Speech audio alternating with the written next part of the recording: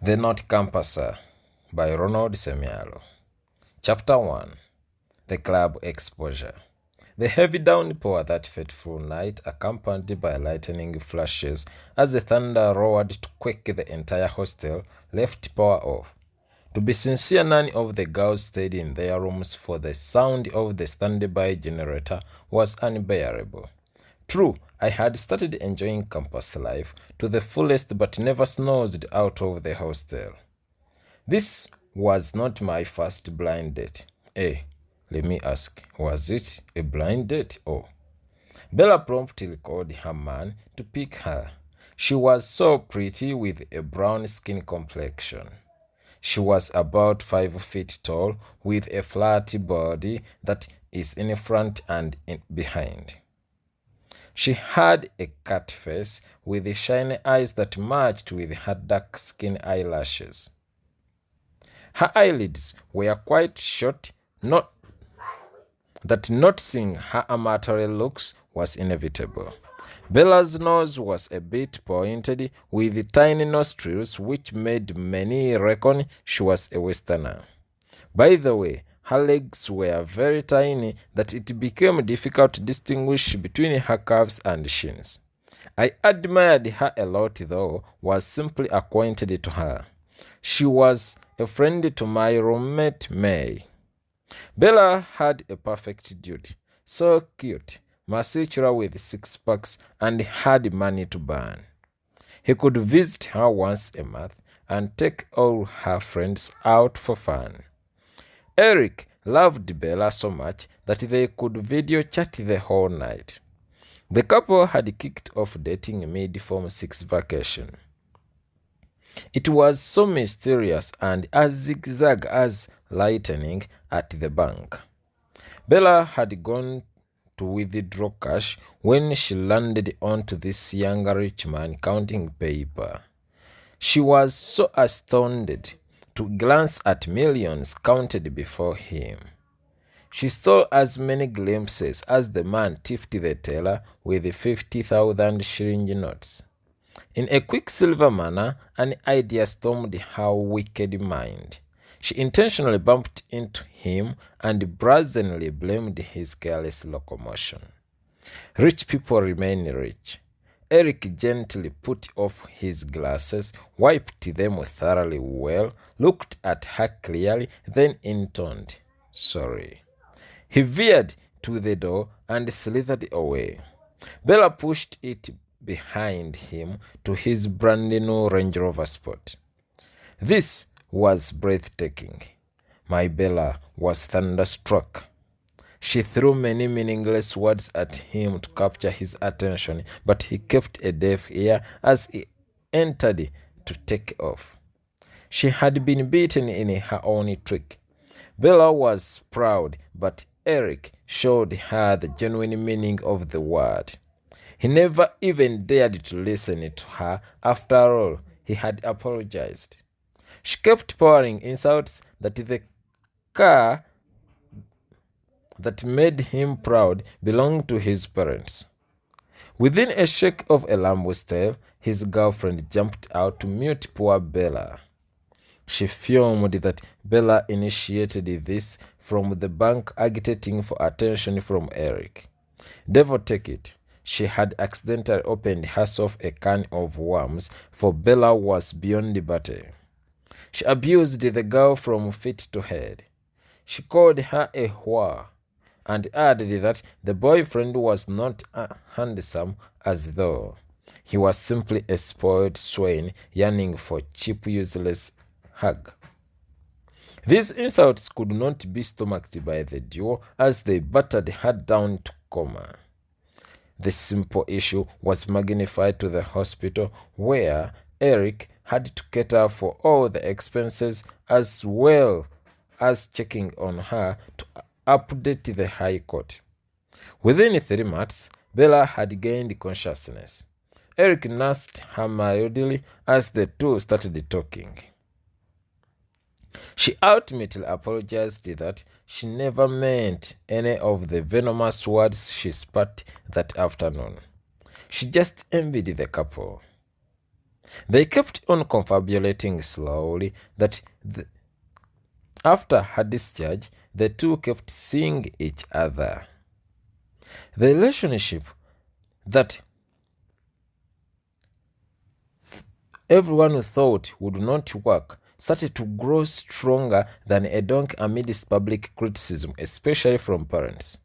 Bella's mother saw a murderer in Eric, while his father saw a gold digger in Bella. This put a fantabulous pretext for the two to have confidential meetings. Still, he went overseas. There is nothing as sweet as secret love. It is ever in short, sweet doses, leaving room to demand more. That is why adultery, defilement still prevail. However, Bella was another girl from another planet who used her beauty profitably. She habitually moved out with sugar daddies and have fun. We were in our second year.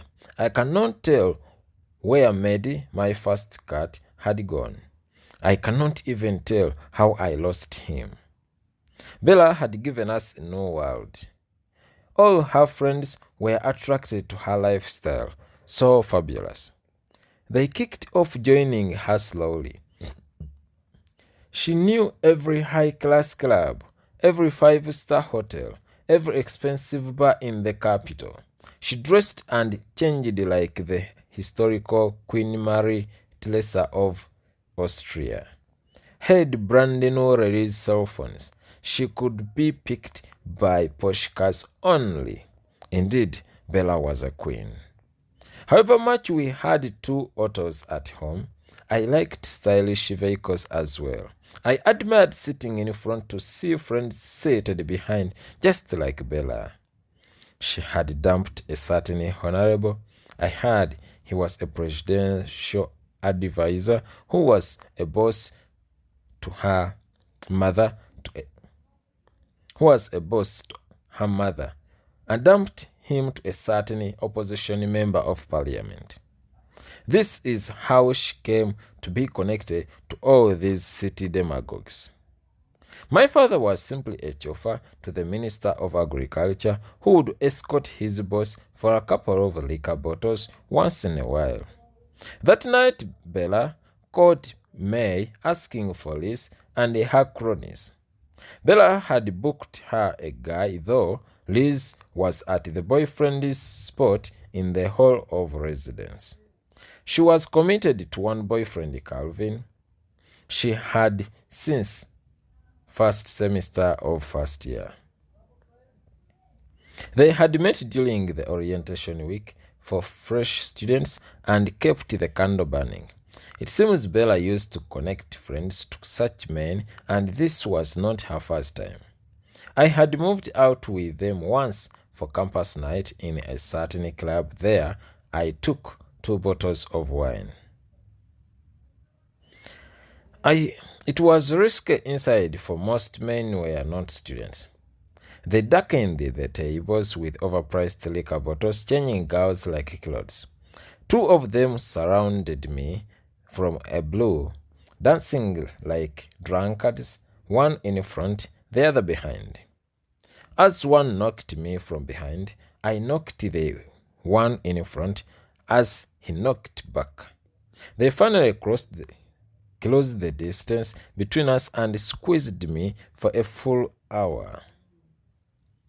There was no escape route till the bend over song was played. As I bent, I intentionally hit his weapon of mass destruction that he felt the pain upstairs.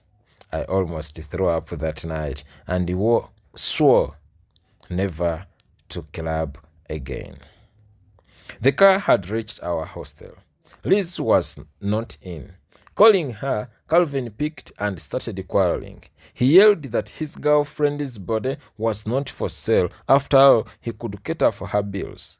He activated the loudspeaker and continued with their romance. Their screams were clearly heard. Bella proposed to take me. Oh, I was so excited. Who am I to move out with Bella again? May tried to warn me in the guise of a blind date, saying I was not used to them such that I could stay, which was impossible, for my heart knew a chance came once. I was aware I would talk to a guy for a couple of minutes, take some chips and chicken, pretend I had a test the following day, then pick transport fare from him of about 500,000 shillings, as girls always said, and leave. I picked my pullover, put on 2 leggings, just in case of anything. The moment Bella saw this, her face turned pungent and backed as if I worked with the textile industry. She lamented that my garbs were too fake and outdated. She pulled out her strings that I put on. This was the day I realized how beautiful I am. Indeed, I had better hips, better breasts. My behind was far better than hers. She only knew how to position herself, nothing else. There was the way she celebrated with May, saying I would work for him. I gleefully smeared baby jelly all over the soft, smooth body and set to vacate. She dashed and dragged me to her room, quarreling about my barbaric and puerile behavior, saying my face was my passport, then my looks were my credit card. The hotter I looked, the more money I would always get. This was a good trip from her.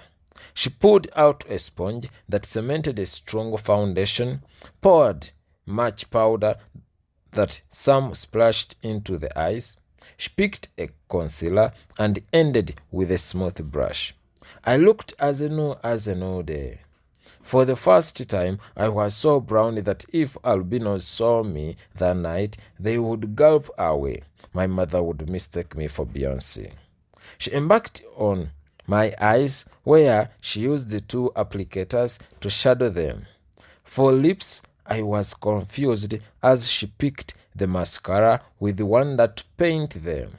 She added some lip gloss, then varnished the fingernails. She changed my pigtails to ponytail and looked eye-catching. This time, I was like the first lady of the US's Trump. Reaching inside, we were escorted to the VIP section by bodyguards. There was the other blue corner for Army generals. This was the corner Bella was targeting after engaging the legislators and ministers. A lot had been said about the blue corner. It was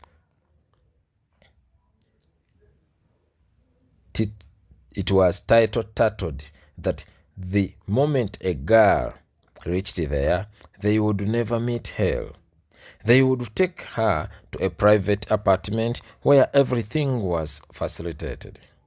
She could be escorted in a convoy for lectures. It was rumored that the first son drank from there. However, it was a whisper. And everyone knew that once one got there, there was no living, no chucking, only sleeping with generals interchangeably. My aim was to meet my date. We sent for drinks, started dancing, enjoying, though unhappy inside me, for my date was missing. Suddenly, May was nowhere to be seen. She had been taken in a darker red room. This was the slaughter room for these rogues. In a couple of minutes, she reappeared. Her lipstick was off. She sat down, her legs shaking. She was feeling dizzy. As I went to confab to her, Bella pulled me to the same room. Mine had come. She sat and pulled me to his laps, where I sat and started caressing his beards. It was cool. No way I could talk to him, for the music sound was too high to allow communication. Besides, they never wanted to be seen, neither heard, for confidentiality. This was known to us. Chapter 2. The Prostitute Enemy. As he touched my hand, I pulled it away. The man was fat. His belly had made the corruption curve, as if he was 18 months pregnant. Oh, it was terrible. He touched my waist as I withdrew. He realized I was new. My body was shaking. I cannot deny I wanted the money, though I was timorous. He pushed me away and drew back.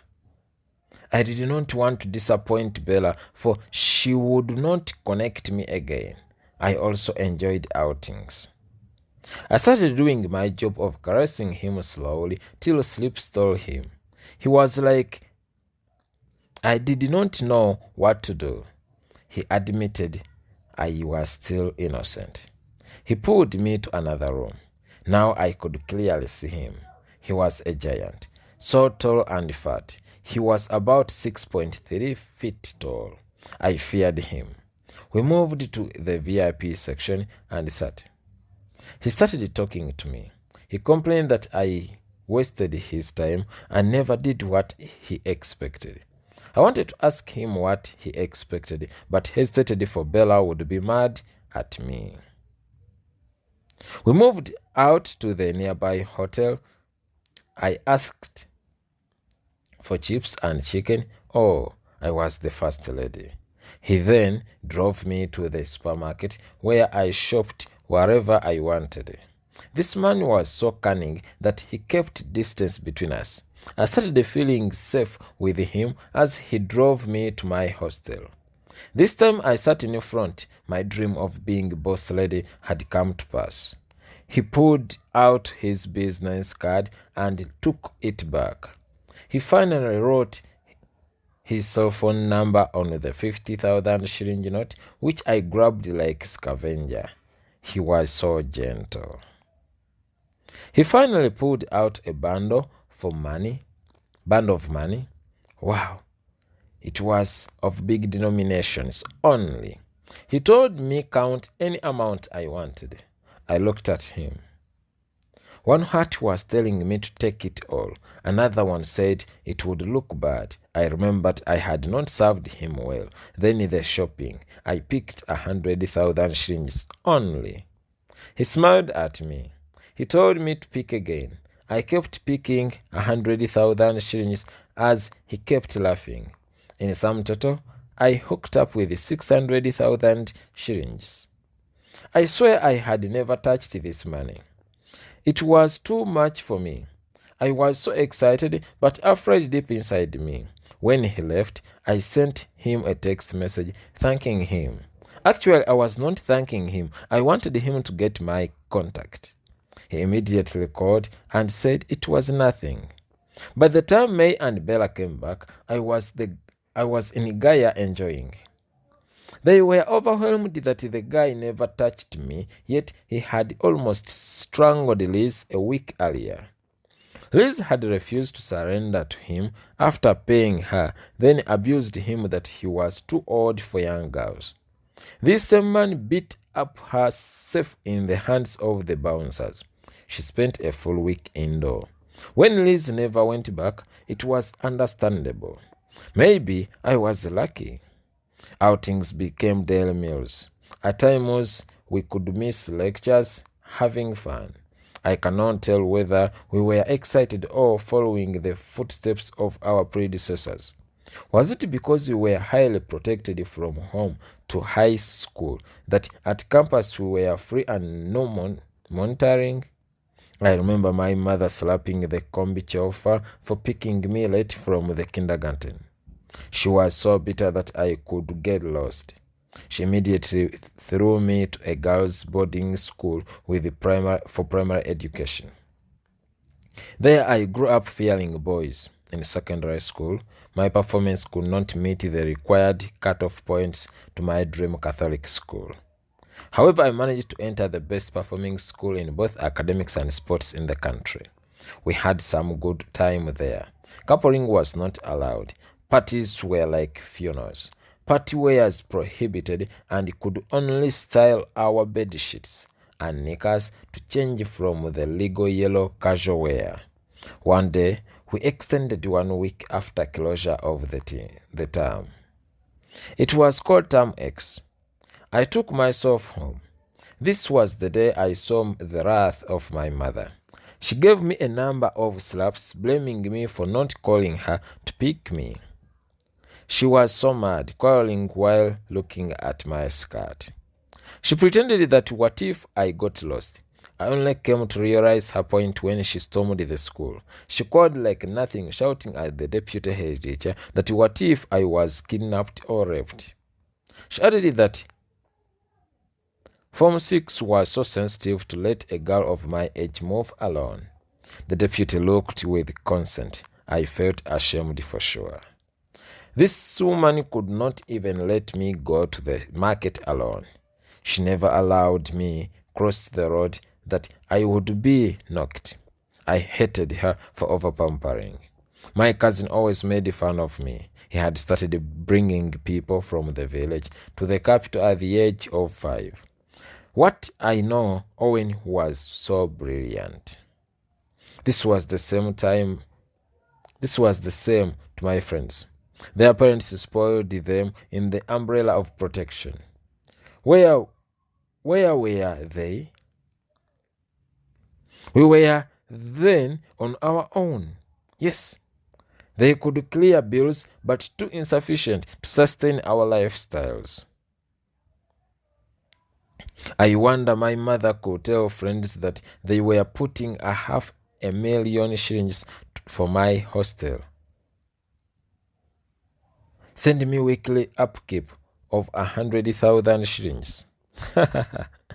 This was interesting. Her friends were proud of her. She would brag like a royal noble. My second year was not like that. I had left the hostel mother knew to a first-class one of 1,000,000 shillings. The 100,000 shillings she used to talk about was my daily expenditure. My life with Dick continued smoothly. He made me forget Medi. He continued taking me to beach every weekend. This time I could sit in front while companions including Bella Time sat behind. I had forgotten about studies. This is how I came to miss a test, which meant a retake. We had gone for a trip to South Africa. It was real fun. I started to feel guilty. Dick was not handsome at all. Really, he was so ugly and sickening. I never liked him though, wanted his money. Time came when I wanted to detach myself from him after the trip. I had met Olivier at Cape Town. He was a Ugandan working there. He was so handsome and fell for him at first sight. He was a bit younger and muscular. He was our tour guide while there. Olivier gave me his contact and promised to meet me in Kampala very soon. Dick calmly kept sending me money endlessly even though my ways towards him had terribly changed. I would bark at him like a dog that had noticed a robber. At times he could call while with friends, pick up, put on loudspeaker, throw the cell phone on the bed, and keep jazzing. We could surely laugh at him as he pleaded for my love. One day, I was totally penniless and went to his apartment. I had been there before. Dick had money. He always had it at disposal. Me wanted to pay Arnold, complete my coursework. Then buy May a new laptop I had lost during the strike when I went to Calvin's room, who stayed in one of the university halls. Many students had stormed his room while running away from the tear gas. On the turn, it was nowhere to be seen. Chapter 3. Daddy My Ex. This time round, Dick was there. He quickly ran to hug me. It was some romantic hug, but the belly. I did not say a word, but simply dragged him to the master bedroom, felled him to his bed, and started massaging. He was so gigantic. By the time I finished, I was tired and wanted to shower. What I saw dragged my sense back. I found him bare. He looked like a mountain. No, like a whale. Can you imagine this chest had gray hair? His entire body was bathed in sweat. Everything looked nasty. He pulled my waist slowly, calling me baby. I felt like running away. The excuses were no more. He had put in a lot. I remembered my cousin Owen telling me, man does not risk anything for nothing. I tried to change my mind, but was already down. He was so heavy. I'll never forget those 2 fateful minutes. I ran to the bathroom and vomited. However, it had happened, thus there was nothing to reverse. All along I thought I was winning, eating his money, undermining him. Oh, he had me this time. I started crying, regretting why I met him. He complained, I thought you were a virgin. He talked as if I was his daughter. He proposed for dinner, which offer I turned down. By the time I finished showering, the stomach was empty. So I commanded him to take me, though my appetite was down. We shopped and gave me 1 million shillings. Oh, this was not enough for my bills. I looked at my friends taking what we had shopped. Oh, they were feasting on my sweat. Not interesting at all. That weekend was Sarah's birthday. She was my old girl from primary school and college. She had joined the business school. We stormed their hostel like rebels. Girls there called us snob queens. She was still as humble as we were in the first week of the first semester of first year. She still had her first boyfriend, moreover, a broke fellow campuser. He had organized her a simple party in her room with a cheap cake. Oh, so fake. We immediately pulled out expensive bottles of wine. I had to show I was loaded. I took them to the beach, where we spent to the fullest. By the way, Sarah's boy was so cute and gentle. He loved her so much that I admired him, however much he played hard to get. He was so faithful. They loved each other. Their love was so sweet but lacking some money. It was the other old high school love of empty promises with a few actions. Their relationship had a funny genesis. The boy wrote her a cheat expressing how he dreamt about her in the Garden of Eden, eating the fruit of life. She tore it into pieces in front of the class and slapped him. As the entire body was alarmed, the boy also slapped her. They fought till break time. When she reported to the Form 1 yellow class teacher, he asked her whether she was normal and welcomed her to secondary. The two's enmity continued till Form 5, when one became the head boy and the other head girl. They could discuss often about school politics till politics discussed them. The two became inseparable, pen and paper. The whole vacation, the couple was together. Their parents knew they would marry each other, for one would freely sleep at the other's home. Even when the boy joined our campus and Sarah went to the business school, the two remained together. At campus, love without money was a total curse. Swimming moved on well till I saw someone familiar. It was Sears, my father's friend. He was with the friends whom he introduced and kept stalking me slowly to my hostel. This time I was broke, for I had spent all the money on Sarah's birthday. What was wrong with Manny's money? We could not do anything constructive with it. Sears kept on visiting us because he had admired May. He knew how to handle campus girls.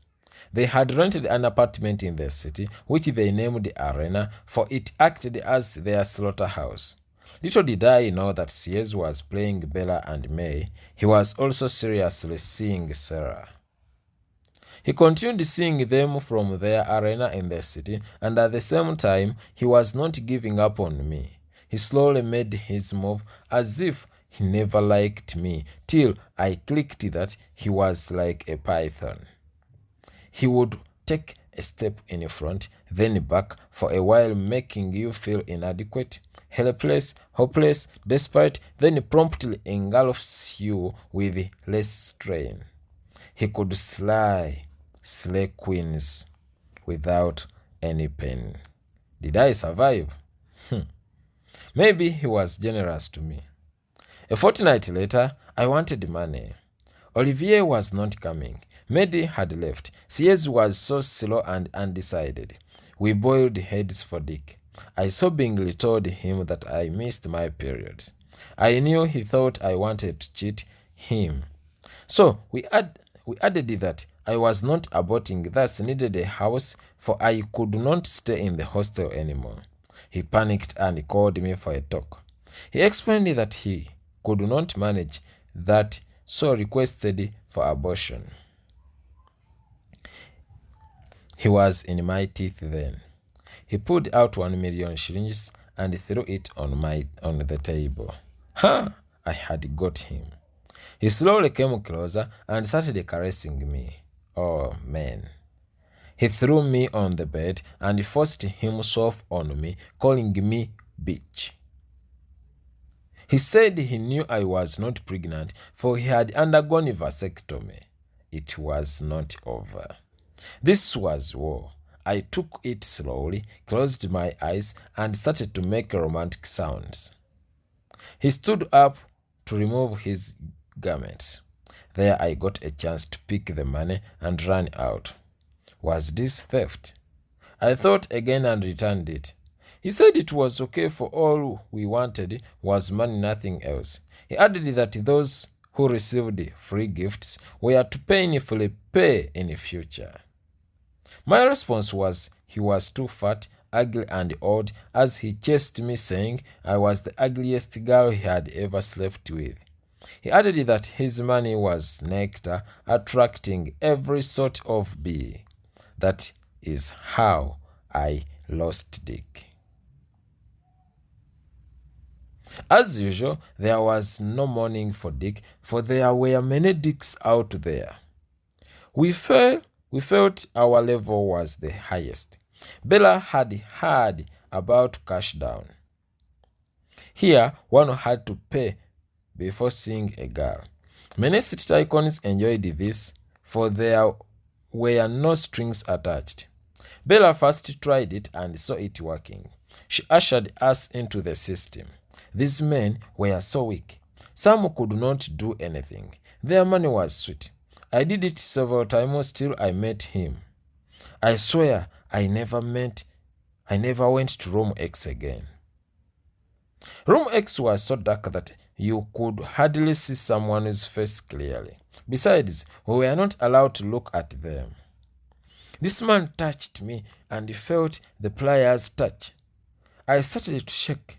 Yes, he knew what he was doing, but my curiosity could not let me pay heed to the laws. As he warmed my breasts from behind, I felt the 2 scars on his hand. Oh Lord, I turned to look at him. He immediately pushed my head away and chased me. I contacted mother, inquiring whether father was around. She said they were together. I felt a bit safe. My father had 2 scars. I thought he was the one. I spent a week without going back till I ran broke. This time he was some other man.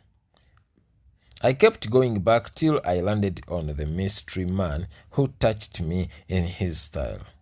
The way he could seize my waist, it was a clear indication he was a star. This time he blindfolded me and removed my clothes slowly. I was feeling his rough touch. He was so muscular that I never wanted to detach myself from him. His warmth was paranormal.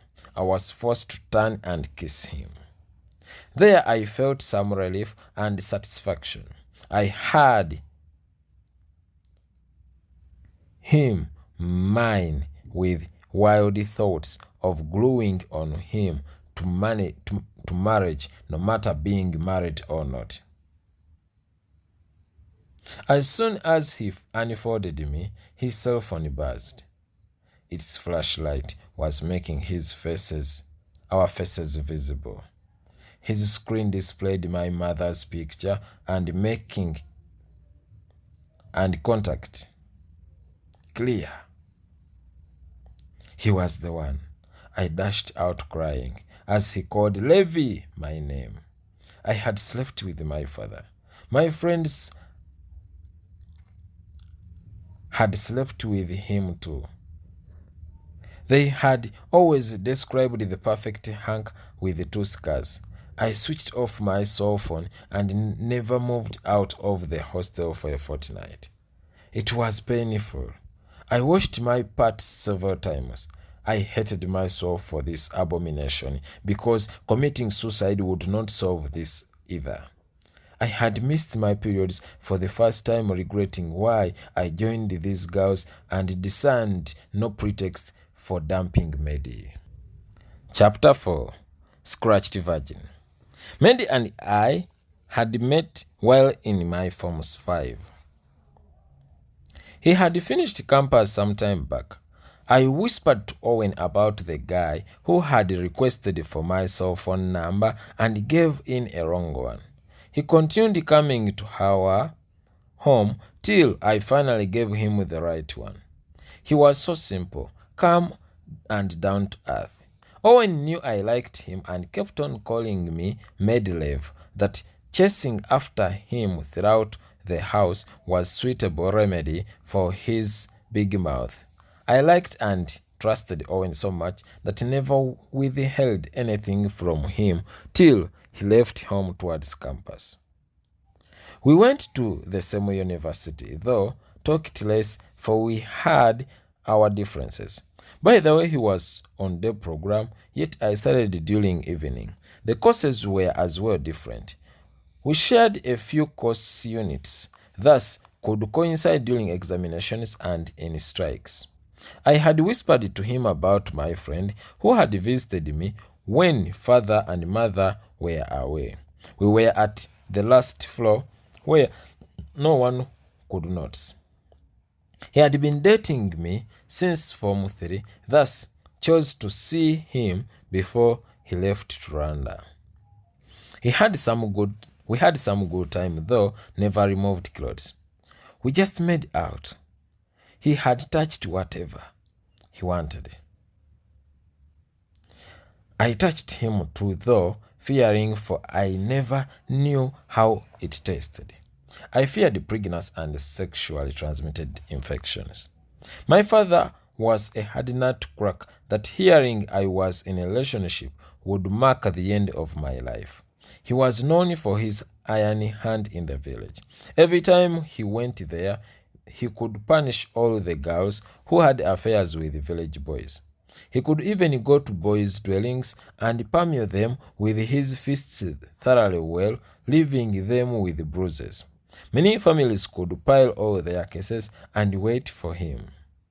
They could report all their unruly children to him.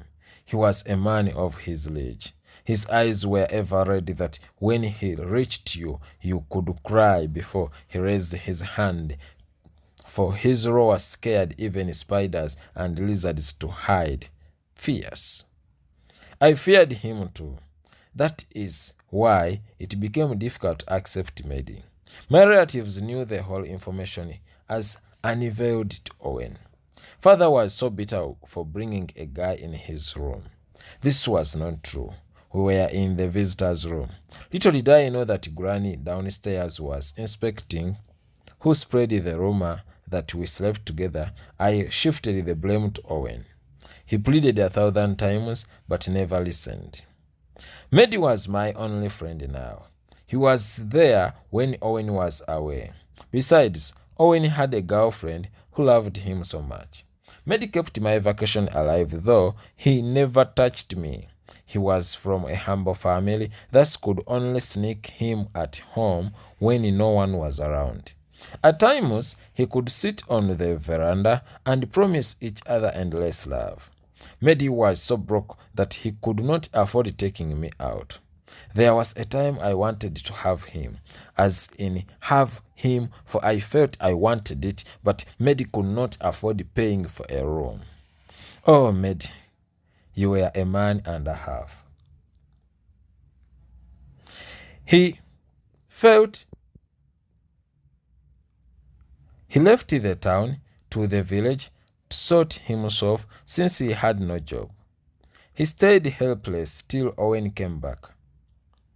I stayed helpless till Owen came back. He could pay us a visit every Sunday. Oh, I felt so happy on seeing him. I gave him a tight hug and escorted him that night. We could say goodbye, then run and hug. We escorted each other several times till mother called him to let me go back. I always asked him to come back home, but all failed. Towards the commencing of campus, Medi came back. I was the happiest. I did not know anything about campus.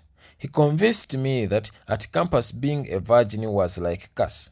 He added that students would laugh at me. Me thought at campus there was no putting on dresses and skirts. I thought students only ate chips, chaps, chicken, beef only. I thought having a laptop and smartphone were compulsory. I thought there was no writing. Oh, what was I thinking? Reaching there was a different story. There was no assembly, no monitoring, no late coming, no cleaning, only enjoying. No restrictions on handset usage, but the menace came when it buzzed during the lecture. Everyone would gaze at you and feel out of place. This would shape you and others to silence theirs for the following day. There was no littering, as everyone could look for a garbage bin themselves. We were excited. I found a few old students, as if the whole country was at campus. None cared about the other. It was a free world. Everyone had their class. It was difficult for one to cross from one class to another. Those from struggling families never mixed with the rich. Many girls wanted to be in the first class for ostentation, no matter their family background. I curse our secondary school teachers. They advised us to be patient with bodily desires till campus, where we were to enjoy endlessly. This compelled our thirst for enjoying life at campus. Reaching here, we were like hungry wolves in a flock. My parents took me to a hostel with a television set, a brand new laptop, a gas cooker, no clothes, only with me, and kept on fetching me every Friday to spend the weekend at home. At first, I liked it, but as seasons passed, I hated this a lot. That 16th day of August put a mark on my life. As soon as they left, I called Medi. I had a roommate then who was in second year who had not reported yet. First year students usually reported first for the orientation before the semester resumed. We hopped like a grasshopper to my room. As I started preparing him milk, he came and softly touched my hands. He held me slowly, turned me to face him. He loaded music and started to dance with me. Oh, Medi. He started to remove my blouse as I removed his shirt. I did not want him to remove the bra, for my breasts were as small as a full stop sign. He kept frisking me. They started expanding slowly that I felt adequate. He drew closer that our lips started fighting. He threw me to the bed. There, the war started. I feared yet wanted it. I cannot say it was sweet. It was so painful that when I saw blood, I collapsed. He rushed me to the nearby clinic. Since that day, I hated him so much that we never met again for it. We could at times talk, however, every time I talked about money, he could change the topic, for he was totally blocked. The talk diminished to zero. It took me time to think about this ordeal act. Friends had already passed through it. May had lost it in a Form 6 vacation. Her elder sister mocked her for lacking opportunity. How could she got campus sealed? She felt unsafe, and when they went for the Easter picnic, she danced with whoever was available for perspiration. There she sloped in water where she nearly drowned, only to be safe in a certain guy's hands. He rescued her with a kiss of life. She felt it. She wanted more. He kissed her more. He asked her whether she wanted to learn how to swim. It was obvious. He took her from many people and kicked off swimming lectures. She pretended to have drowned as he tried to kiss her the kiss of life. She seized his head. They rode into water. No sooner had he started than her brother called her. When she woke up in the morning, the bed sheets were red. She had lost it. For Liz, I feel like whimpering. It was as bad as it. It was late in the night on her way from campus. She was with Calvin sloping slowly. They met a horde of second-year students. They started insulting Calvin, calling him a primitive fresher with Hydra's girl. As he combated them, Liz joined. He was bitterly hammered. Liz taken away. His shirt removed, then tied to a tree. Liz's eyes and lips were covered with a masking tape, then dropped into a certain room. Here, they threatened to kill her if she ever betrayed them. Her eyes were uncovered.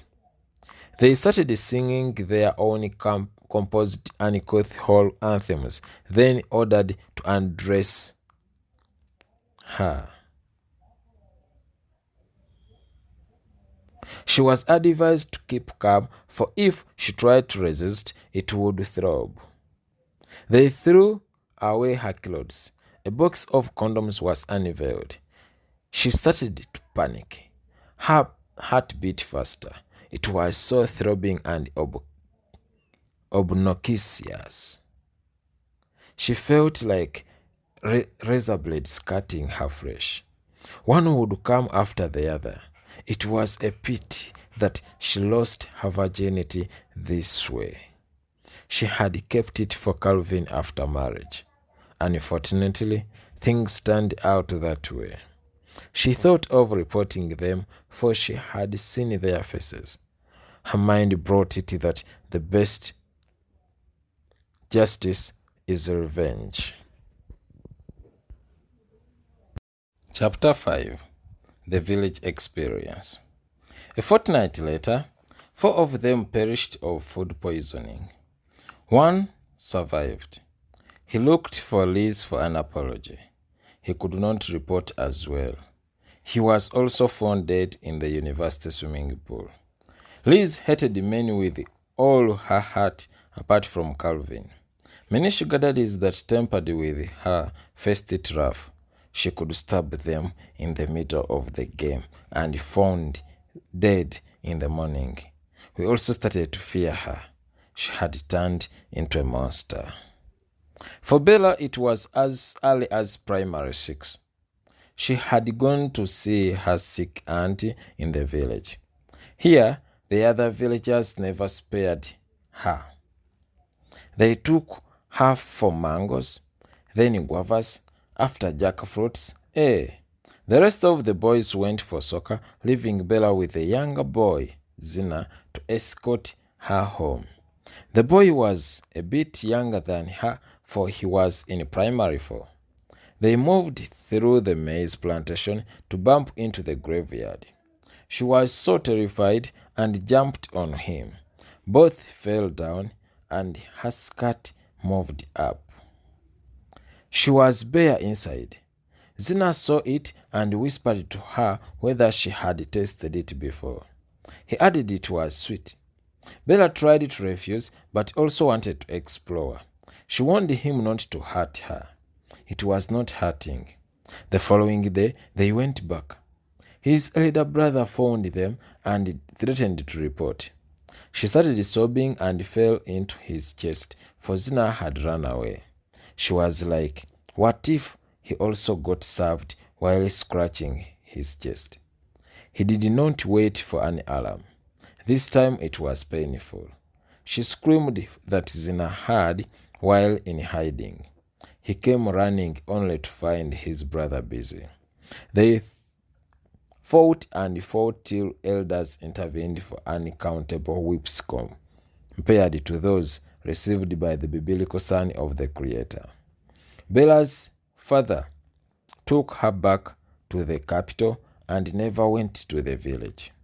This is how she became the champion of the game. She continued playing boys and men that by the time she joined the campus, she was a superstar. It became easy for her to drift us into the system. Actually, she coaxed me to dump Maddie. She laughed at us having boyfriends who never drove. To her, this was unheard of. I just went about Bella, for I wished him to have either her or me. He instead advised me to detach myself from them. To him, they were spoiled. He did not know that I had separated with Medi and hooked up with CS, who was driving some small car. He could take me out once in a while, drop me to hostel, and give me some money. I did not like him as such, for there was Dumba. He was my cosmate, calling me all the time, so caring and loving. He came from a rich family, but so mean. He deceived me that he was a virgin and feared to sleep with girls. One day, he came to see me and never touched me. He could sleep over without touching me. I felt pity and gave him a favor to teach him how it worked so as to break his curse. We called virginity curse. I slowly removed his clothes as he shook. Dumba was not a virgin. He was simply weak. He had 2 girls whom he had told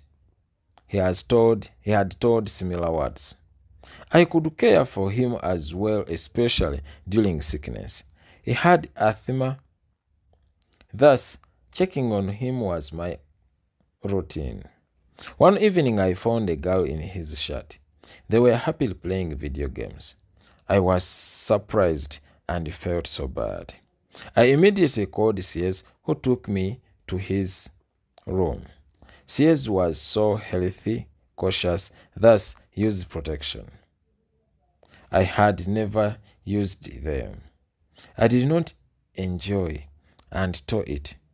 He was so bitter and chased me out of his room. The following day, he picked me and tested negative.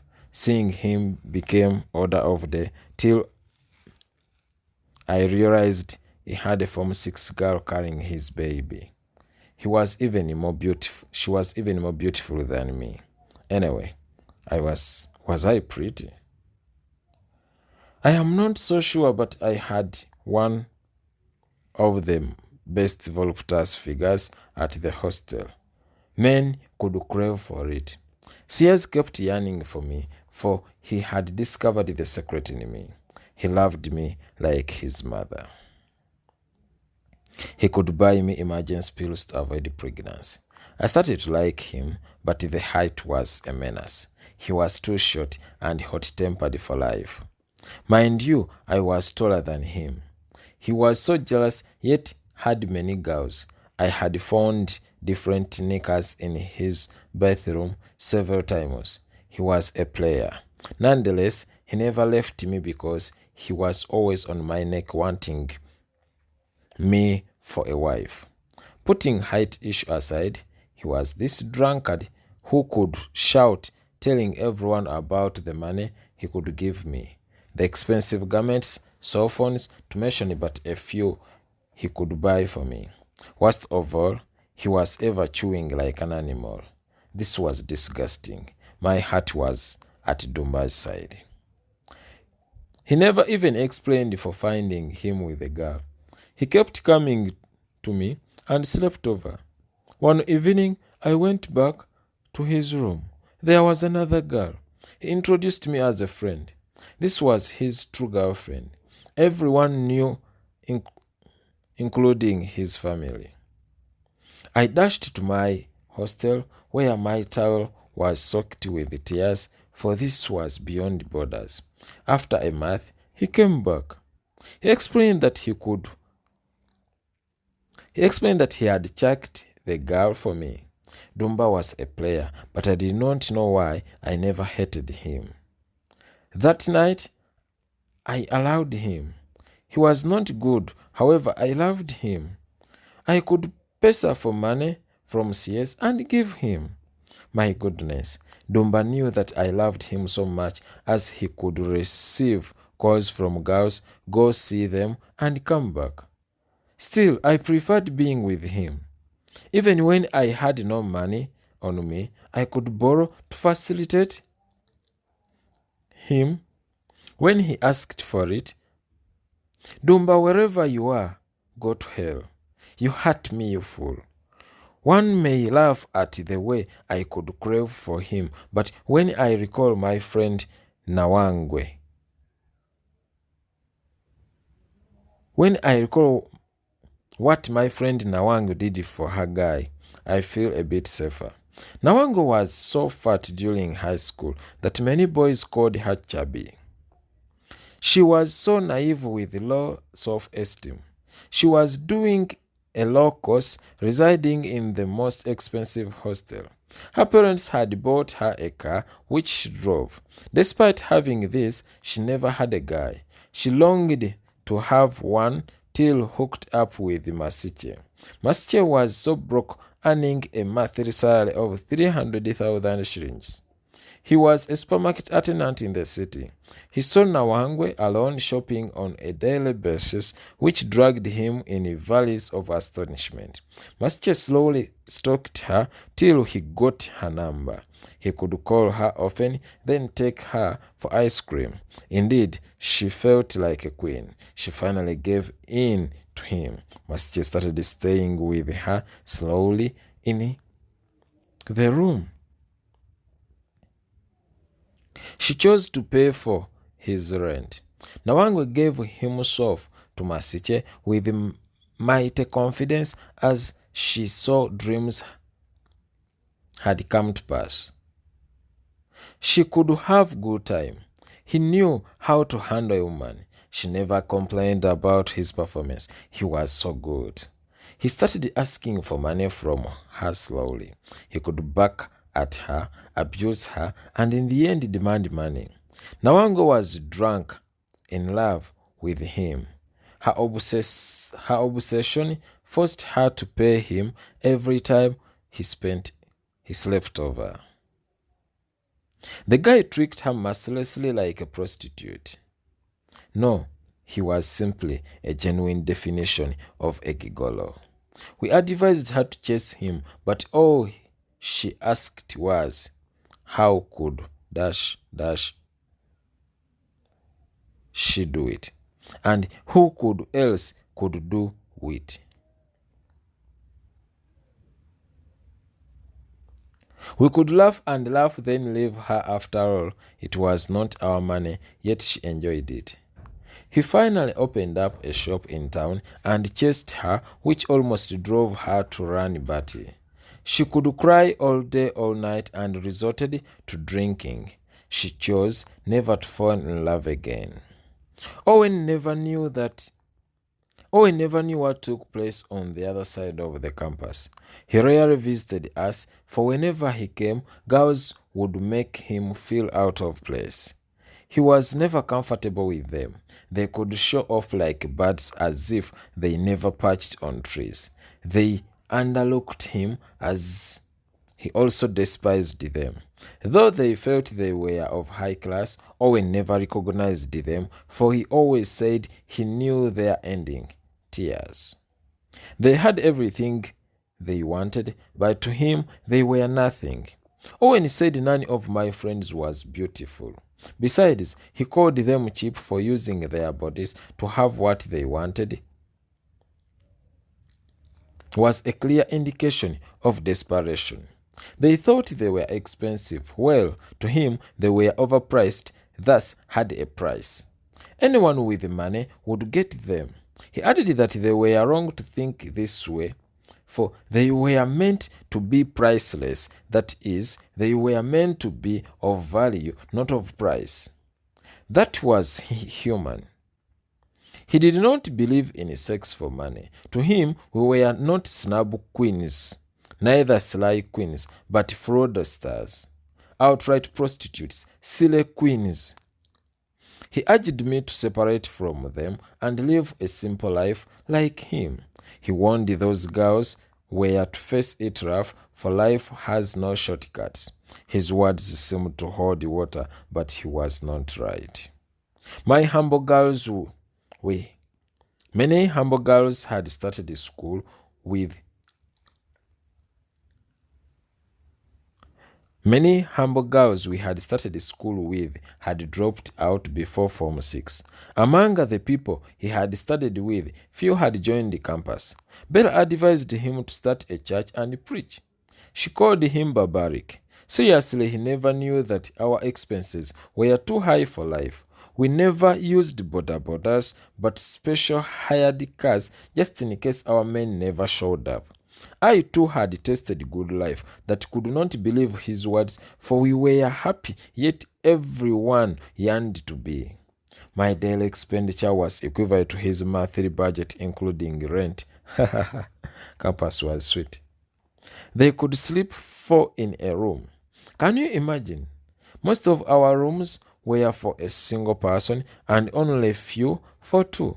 They were self-contained. Chapter 6. Boys to Men. I came to know more when I visited him. His roommates were so happy to see me. He had told them about me, though never thought my filthy vices would be known to them. They were so tender. Their lifestyle was aberrant. As if they were at home. They could cook using a stove. Oh God. Their carpet was the cheapest. It was made from synthetic fibers. They had the other cathode ray tube oscilloscope television of the 19th century. Owen spent most of his time on the phone with his girlfriend, whom he cherished so much. Zwed was the funniest in their room. He could date as many girls as possible every day, but he was never successful. He spent most of his time in the main library, wanting a first class. There, after reading, he could con girls. He was so fake that when a girl accepted to talk to him, he would declare that one his girlfriend. He could give them unlimited money, as if he picked it, host them, and force his roommates to climb the tree, used to mean moving out of the room to let the roommate have privacy with the supervisor. I also came to know about this when I visited Owen. Zwedi could not even sit close to a girl. He was so religious that he said he saw God punishing him whenever he tried to sin. Girls liked him so much, for they could take from him without paying back. Campus life was so expensive that getting a single meal would make one surrender their body. When asked whether he had hit the rat, he would say he was about. All the time he would say he was about. He was nicknamed I Was About. There was the other Memphis. This one wanted to please everyone. He could invite many girls, prepare them food, and escort them. He used to carry many plant roots from home, for he claimed they gave him money power. He was nicknamed Roots. On discovering that Zwedi would bring girls and fail to do anything, Memphis plotted to help him. There was this girl who liked Zwedi to act a man. Memphis hid under the bed. Zwedi switched off the light and Memphis came. He entered the blanket while chewing his roots, and in 1 minute he was down. She asked Zwedi to start, but the substitute was worse. Both moved out of the room laughing at each other. The girl waited, but none came back. They ran to their master planner, Thunder. He advised him to go back and turn on the light, then prepare her tea. As he went back, the girl was napping. He called his roommates back. The girl finally asked, "You mean this room has no strong man who can manage me? Roots, you cannot even scare a rabbit. This Owen is Avon phone." She looked at Thunder and his overgrown hair, then moved out. She had fallen into their trick. It was a total shame. The other room was for virgin boys. Owen never called it virginity for boys. He called it penicity. Thunder was willing to keep it till marriage. He was extremely loaded but humble. He lived a simple life. He never had interest in campus girls. He had been warned that most of the girls were sick. His brother had warned him that once one finished campus without the virus, it meant that it would be difficult to contract it from out. He carried it on and always advised his colleagues to do so. Thunder faced many temptations in this room. Many girls could go to him for help. Some girl liked him so much, she could go for tutorials from him. She kept visiting him, putting on seductive garments before him. He slowly started picking feelings for her. He whispered to Owen, who advised him to use protection. They had a full box of condoms from the university hall. The hostel warden would supply them weekly. She came that evening as roommates climbed the tree. Thunder was the century coward. He failed to put on the protection. The moment he saw her bare body, he started shaking. His pants were in no time wet. He completely failed to act. The girl sang him as many romantic songs as possible, but failed. When roommates came the following morning, they checked in their box. About a dozen of them were missing. They knew their big man had hit it. They sang him congratulatory songs which fell at his closed ears, for he was as silent as a tomb. They gathered around him with ecstasy, eager to know how it was. He said he failed. They thought he was kidding. He narrated the whole story. Instead of feeling pity for him, they called him the biggest coward. How could he spend the whole night with the girl without trying it? He became the talk of the week. Owen's girlfriend was in high school. She was still untouched, just like him. On 31st August, she visited him. Cairo was so beautiful that when she went to their hostel, boys staged out, hissing like snakes. There was excitement in the room. They had cleaned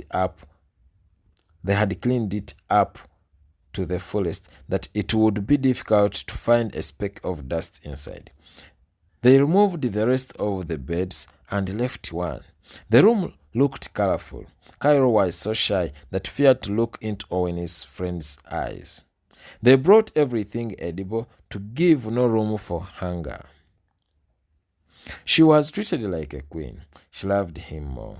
Cairo was a bit tiny with a chocolate skin color. Owen could not wait for friends to leave. He promptly clasped her and kicked off romance that they forgot to close the door. She was dying in pain as she attempted to bite him. He used protection. He put love aside and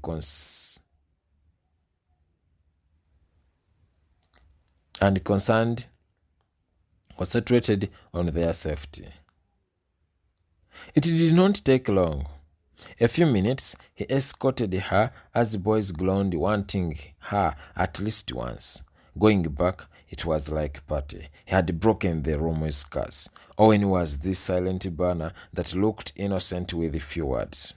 However much Owen's hostel was down campus and cheap, I enjoyed the sojourn. These boys lived a free and real life. They did not care about the class outings. No, they minded about their happiness. In the evening, Dumba called wanting to take me out. When he realized that I was down campus, he refused to pick me. He wondered why I had gone there. He said he had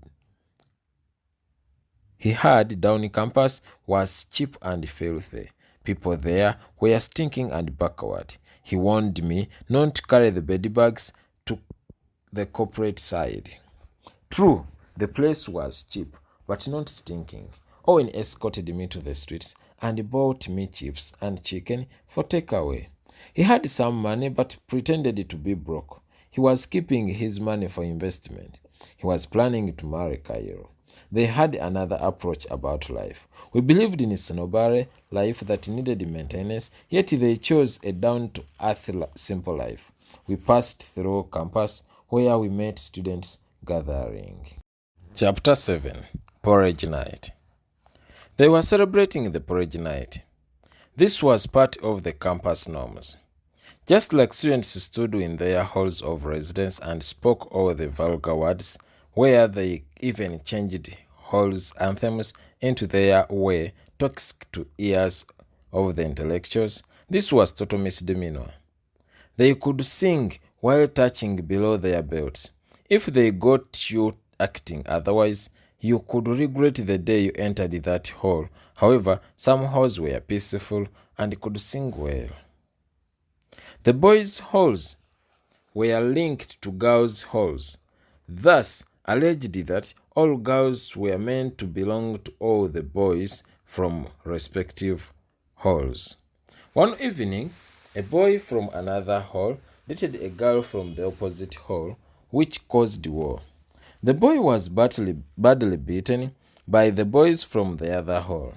The war between the two boys' halls took a full week. They could attack each other late in the night and fight till the cops intervened. Life in the halls was enjoyed in queer ways. They used to organize naked marathons where boys and girls removed clothes and ran in the night. Many could participate and enjoy. This time it was porridge night organized by both halls and schools, especially welcoming newcomers. Those intending to contest in the forthcoming elections would buy sugar, milk, and at times prepare for beef and goat's meat roasting. Dance would start immediately as the continuing students connected with the freshers. Many would be convinced to go to the boys' rooms, others would lose control and find a darker corner. Within a few minutes, they would be back.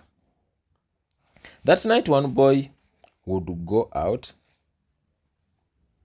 with more than two girls, and for a single girl, if not careful, a boy would whisper to another after finishing, and the other would also go. It was terrible. However, there was no use of force. Some could just take their porridge, dance, and go to sleep. They could organize their freshers' bash.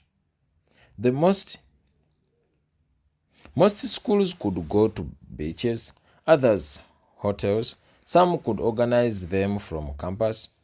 This was a party intended to welcome no students to campus. They could go swimming, dance, then come back in the evening. A lot would take place. I did not attend to many of them. I remember May had taken me to some town 20 miles away from campus. Bella was among. She had got a guy there. The guy took us to the club where we ordered for expensive wines. We drank his pockets empty and ran away. I swear I'll never go for an outing outside the city. Bouncers came demanding their money. They confiscated our cell phones and dumped us out. It was past midnight. We did not have any single coin with us. The only solution was to walk back to campus. We walked for about 2 hours and felt tired. From the saying, "A drawing man clings on the straw," we had to stop whichever car that passed by. None could stop for rescue. We kept moving while stopping them. Finally, a man stopped and took us. He was handsome, looked loaded, and responsible. Bella started seducing him slowly. He stopped the car and gave her a thunderous slap. I felt like urinating in clothes. He locked the car and drove very fast. He branched to another route we did not know. He was so furious while quarreling. He said parents sent us to study, but we were loitering like prostitutes. He added he was going to take us to the police station from where our parents would find us. We started crying while pleading for him to forgive. The man continued driving. He finally dropped us in a thick bush and continued with his journey. We walked without stopping any car till we reached our hostel. Good enough that Monday was rumored for a strike. We slept the whole day. Chapter 8. Sweet Strike. Striking at campus seemed to be hideous. We could watch them on television and feared to join this university.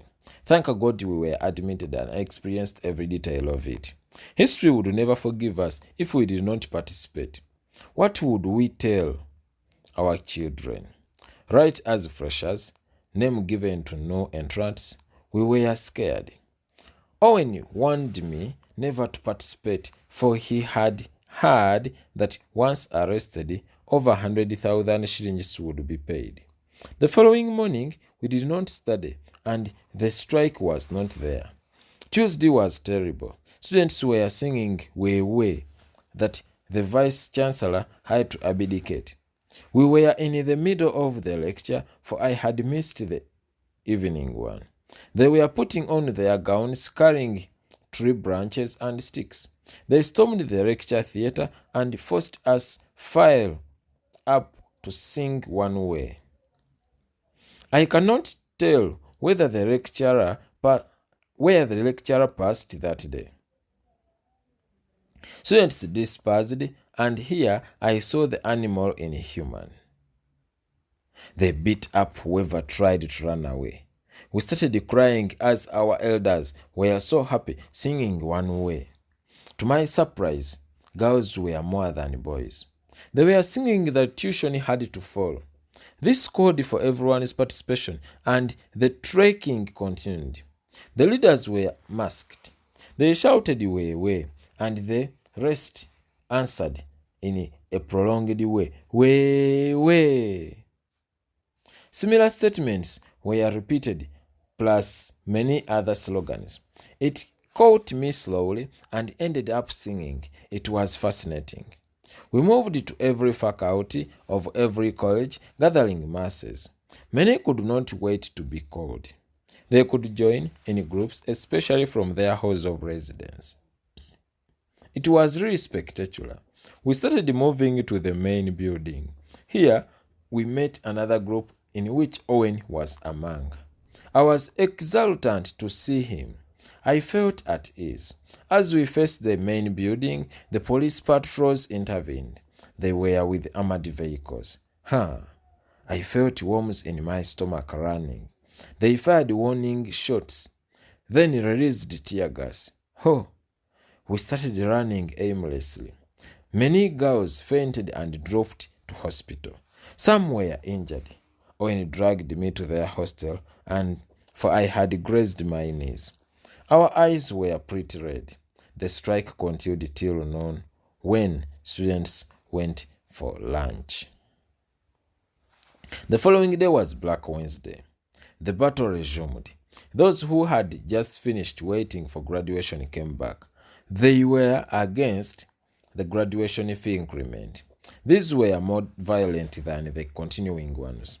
The whole university was tear gassed. I ran to Calvin's room in the hall from where I lost my May's laptop.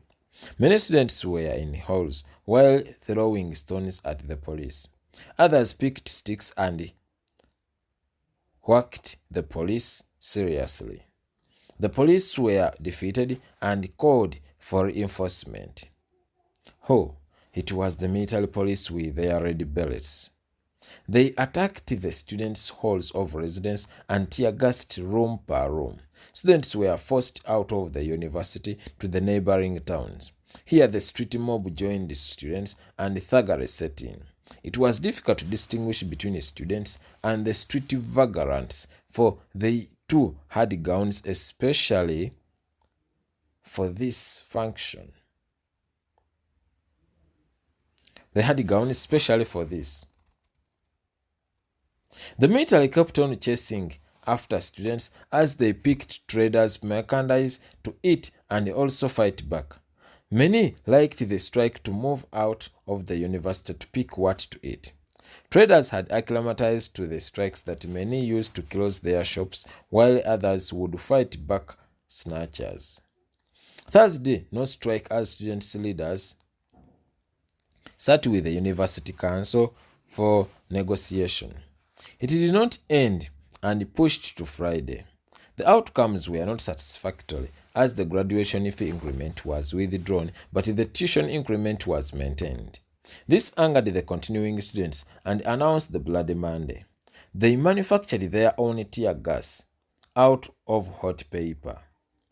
The girls gathered gallons of urine. Sticks were piled. Indeed, it was Bloody Monday. Astonishingly, the police were involved. They could at times fuel students to continue with the strike in order to get allowances, as well as getting money from those arrested during the strike. I noted that they could not arrest those striking, and if fined, could be released. Their issue was arresting the innocent ones trying to run away from the strike. That is why the strike had big numbers, for students knew the secrets behind. Some students also were addicted to strikes. We could study non-stop. Tests were grotesque, deadline courseworks. Thus, strikes could at times lead to the postponement of some of these ones. Political strikes were at times engineered by some members of the university council, wanting the vice-chancellor to resign for incompetence. These often came up with unrealistic policies that would force students to strike. At times they could bribe students' leaders, stage strikes. Monday came. The police and army were everywhere. Students majestically went for lectures. Everything looked normal, which hoodwinked the law enforcers to leave. Immediately after lunch, it kicked off. Yelling and clamors were stronger than ever before. The police came back but defeated. Then the military police called upon. They tear-gassed us as we stoned them. The moment their tear gas was done, boys released theirs to the military.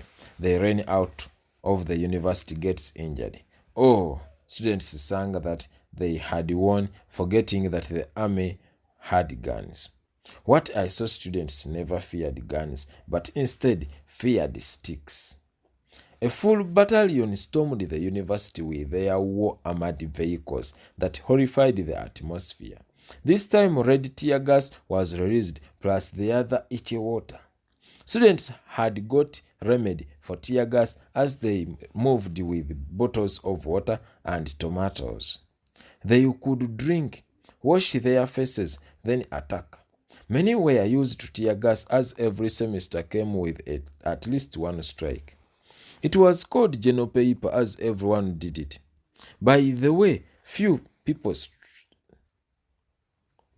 struck. At times, the other part of the university would be studying.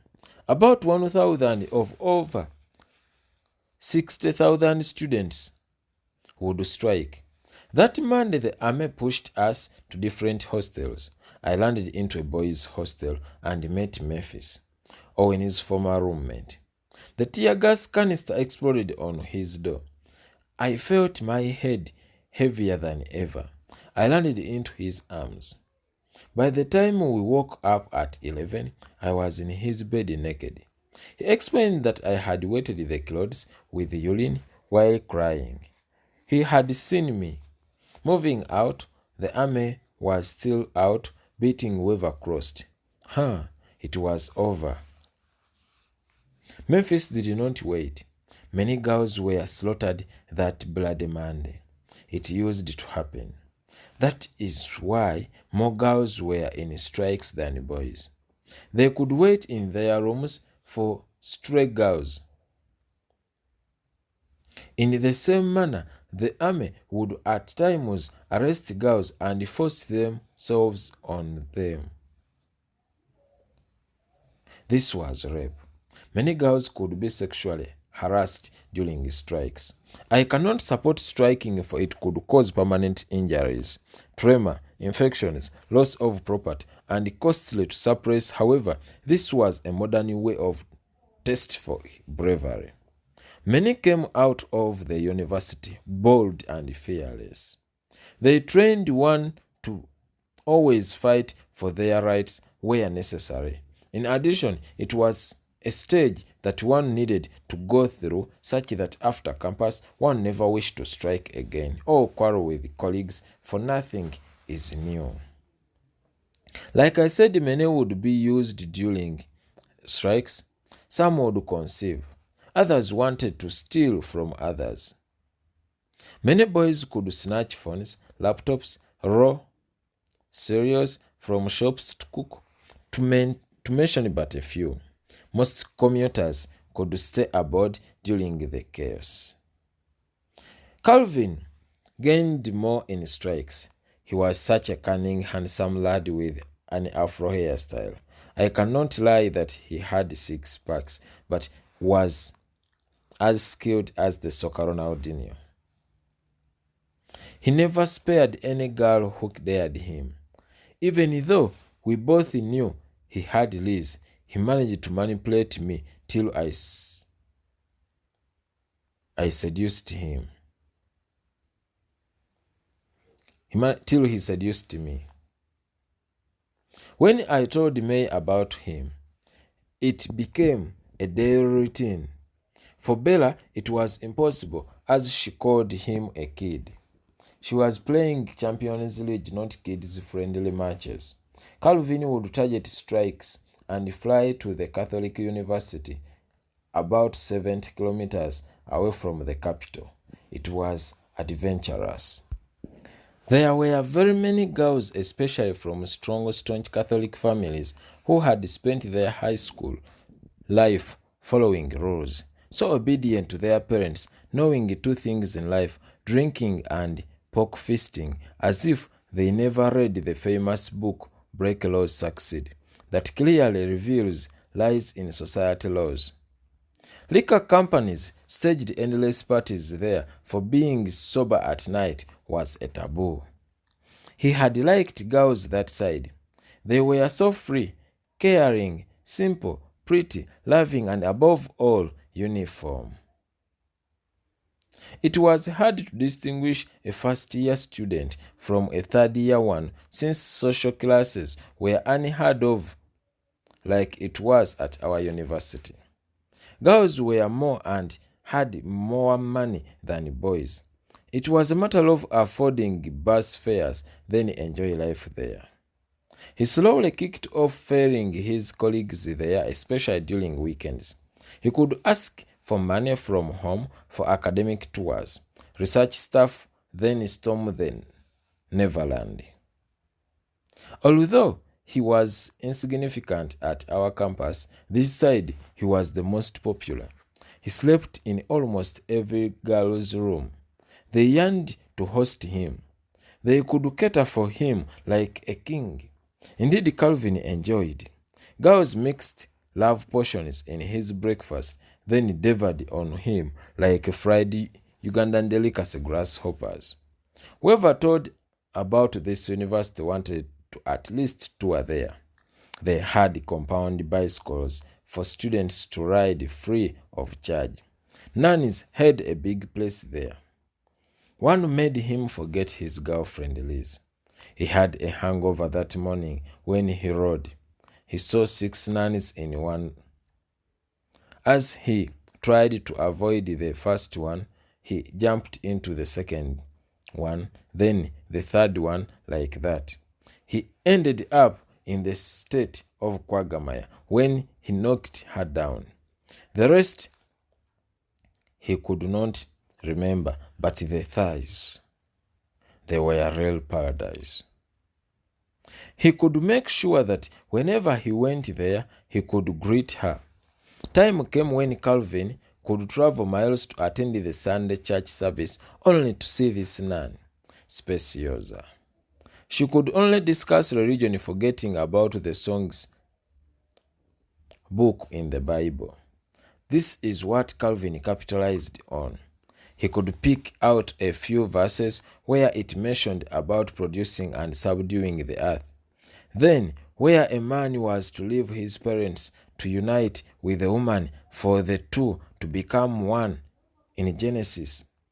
Speciosa had denied and cancelled many boys, but for Calvin, she needed cancelling.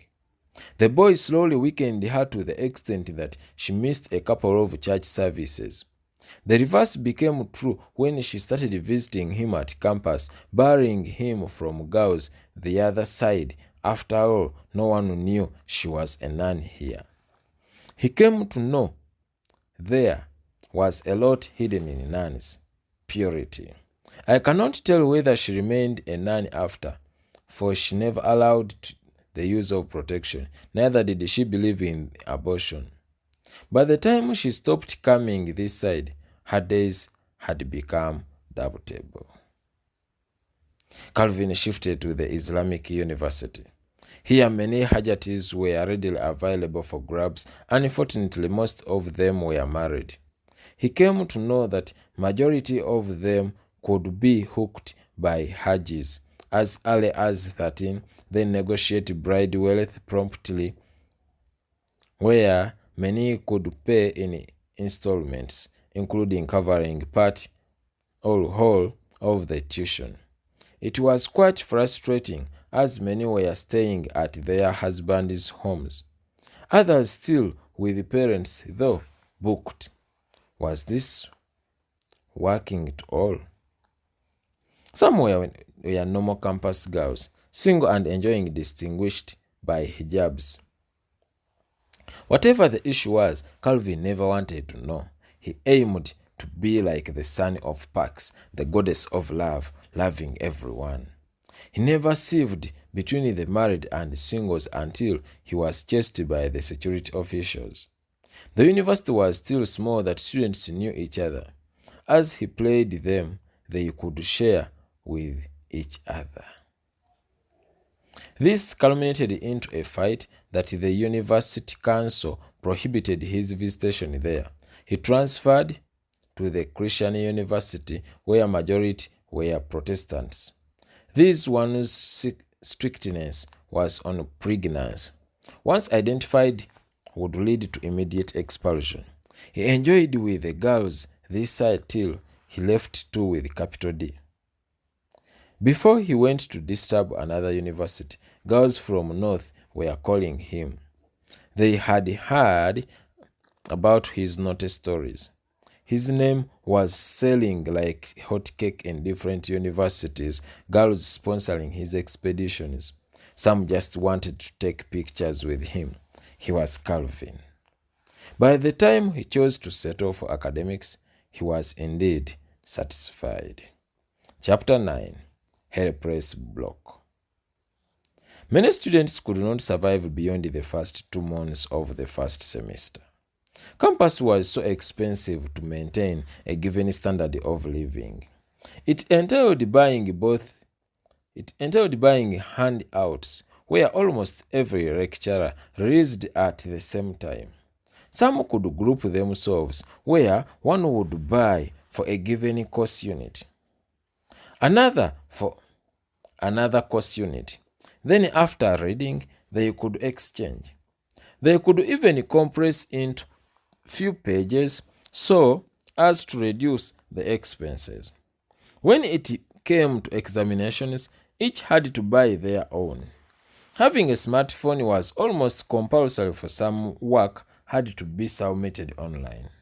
Some lecturers demanded online discussions where he had to be party so as to award marks. This was extremely cumbersome to many students, for they could not afford them.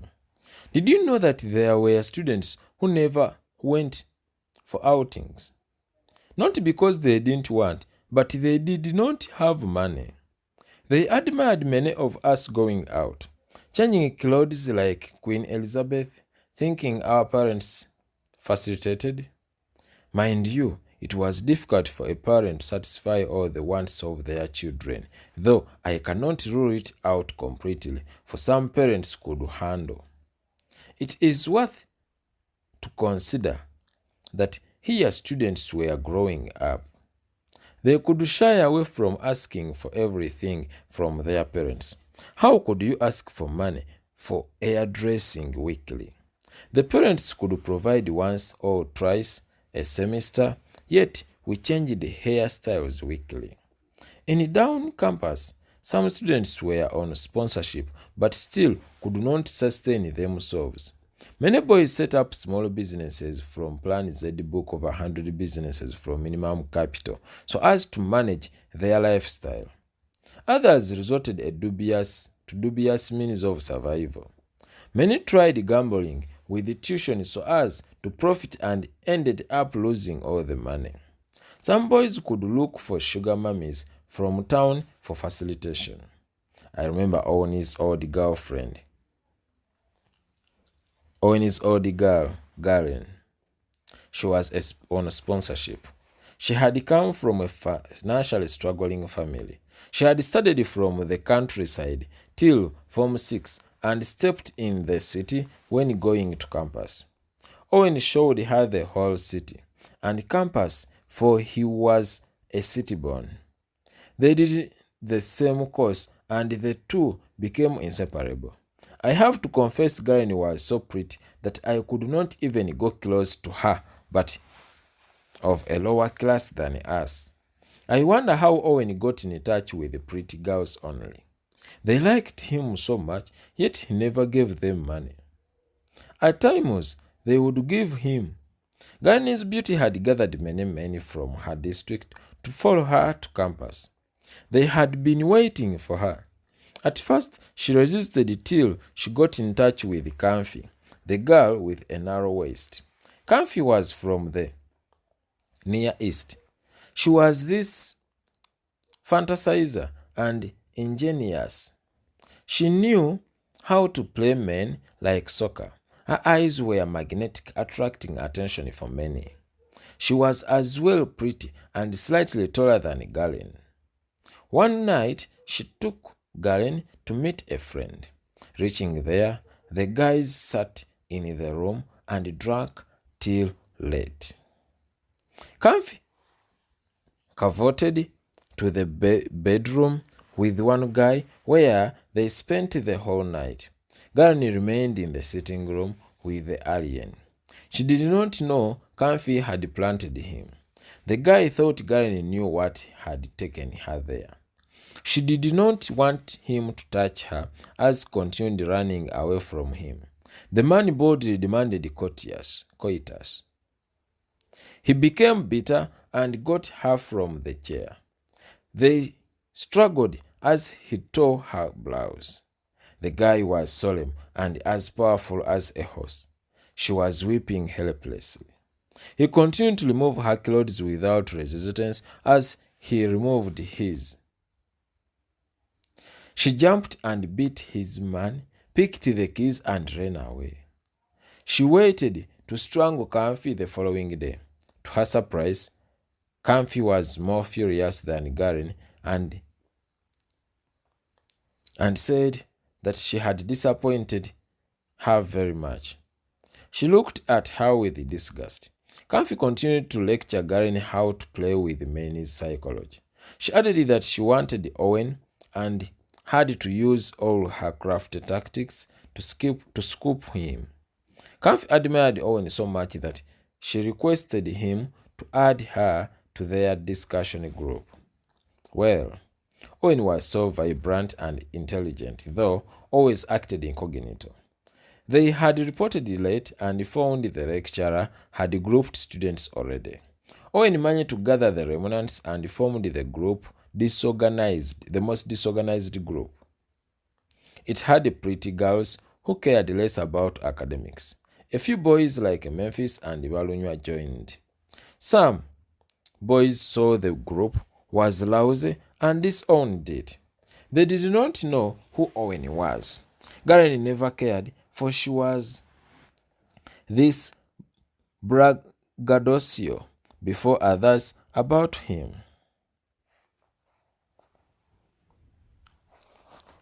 She would at times tell the girls that Owen was hers.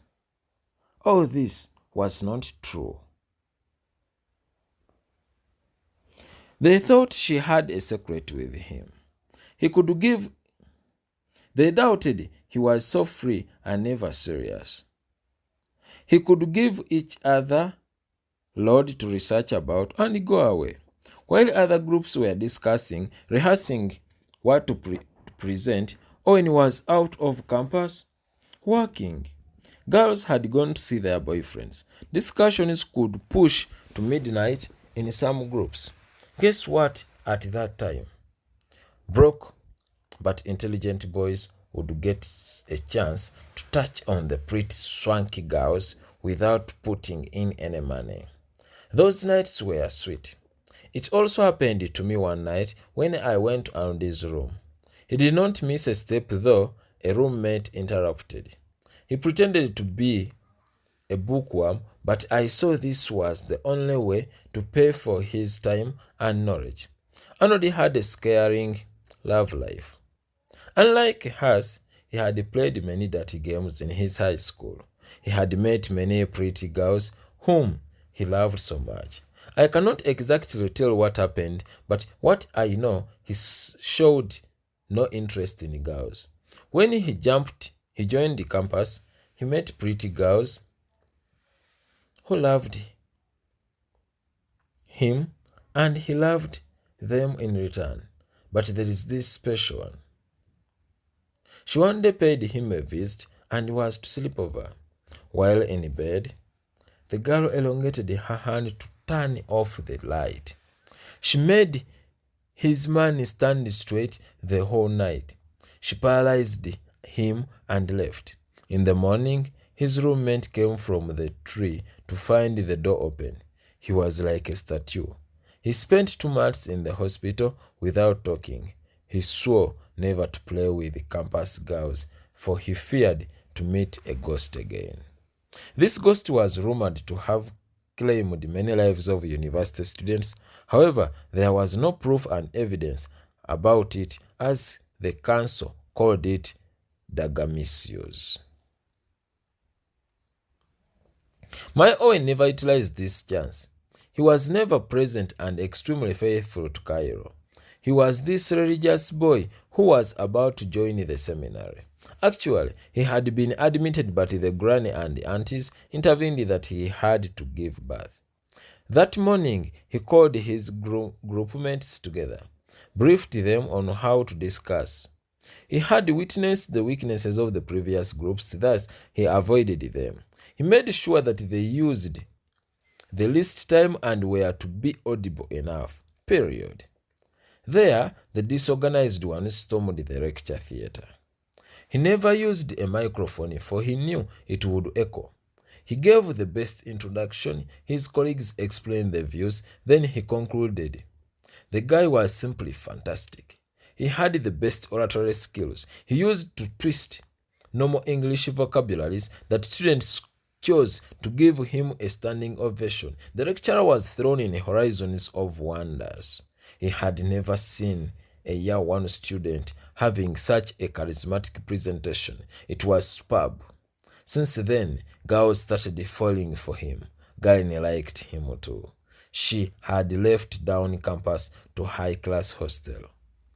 One evening, she felt lonely and needed company. Owen went there. They talked for long. They talked about love. He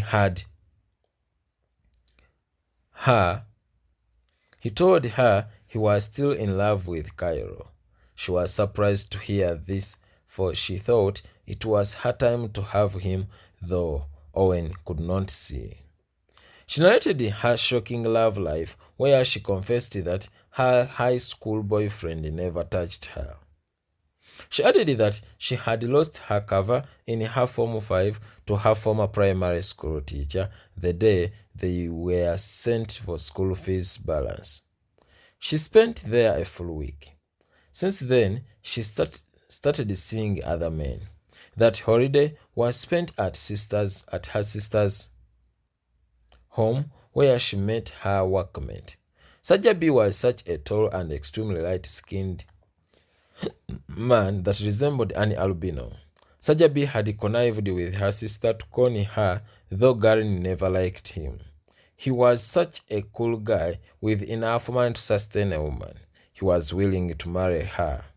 Garen continued consuming Sajabi's money on a promise to have her after studies. He never touched her regardless paying for the hostel. She had met another man in the canton. He was a farmer owning a large herd of cattle. The herdsman liked her for a wife as well. He had 3 children and promised to marry her. Surprisingly, Garen had accepted him. He could facilitate her pass and at times sleep over. Garen's figure was so attractive that when she visited her friend in Form 6 vacation, she went away with her brother.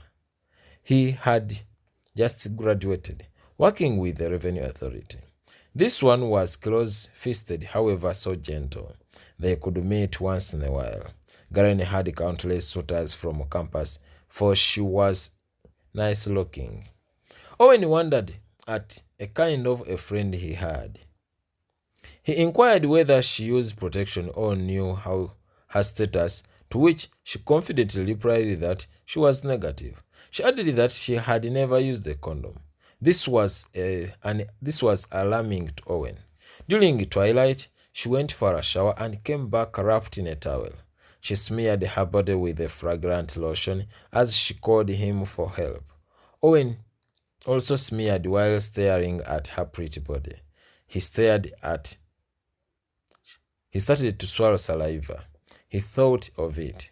The girl was pretty, a good friend who would not ask for money from him, and had called him herself. He drew countless pictures in his mind, then he thought of Cairo. He cooled down. Garen stood in front of the mirror where Owen was facing and released the towel. Oh, Pax, goddess of love. She had a well-built-up body. She asked him to show her where was blemished. He slowly stood up and went towards her. He stood behind her and touched her shoulders. He told her she was so beautiful and perfect as he bent to pick up a towel. He wrapped her very well and just continued. She dressed up and escorted him. She shopped for him and finally whispered to him that he was chicken. Owen just had a strong love for Cairo. Her picture was his wallpaper on his cell phone. There was time when almost everyone was penniless. Getting what to eat became the hardest hassle at campus. Time came when the sugar daddies reduced on the amount of money they could give us, while others could dump after use, yet we had to maintain our status quo. I swear I saw girls going to streets for real prostitution for survival, others to get tuition. It was from that day that I never missed any strike against tuition increment, for I knew what girls passed through. I also realized why strikes had more girls. At one moment, I went to streets. We were famished, and May asked me to escort her to meet someone.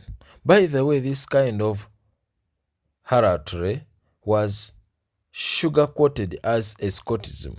Reaching, May stood as I too did, thinking that maybe her man was coming to pick us. The car parked, and the man came out. He asked for the price of short playing. I shouted, calling my God. I immediately pulled May's hand as she crawled to the hostel. She had done this several times. May said, "Look, Levi, everyone is a harlot, but the tricks used differ.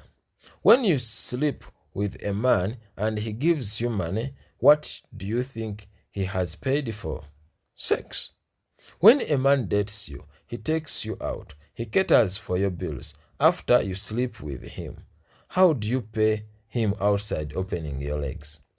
The only girl who is not a whore is that one who sleeps with a man without getting anything from him. That is love for love. Your relationship with Medi was not prostitution. It was love.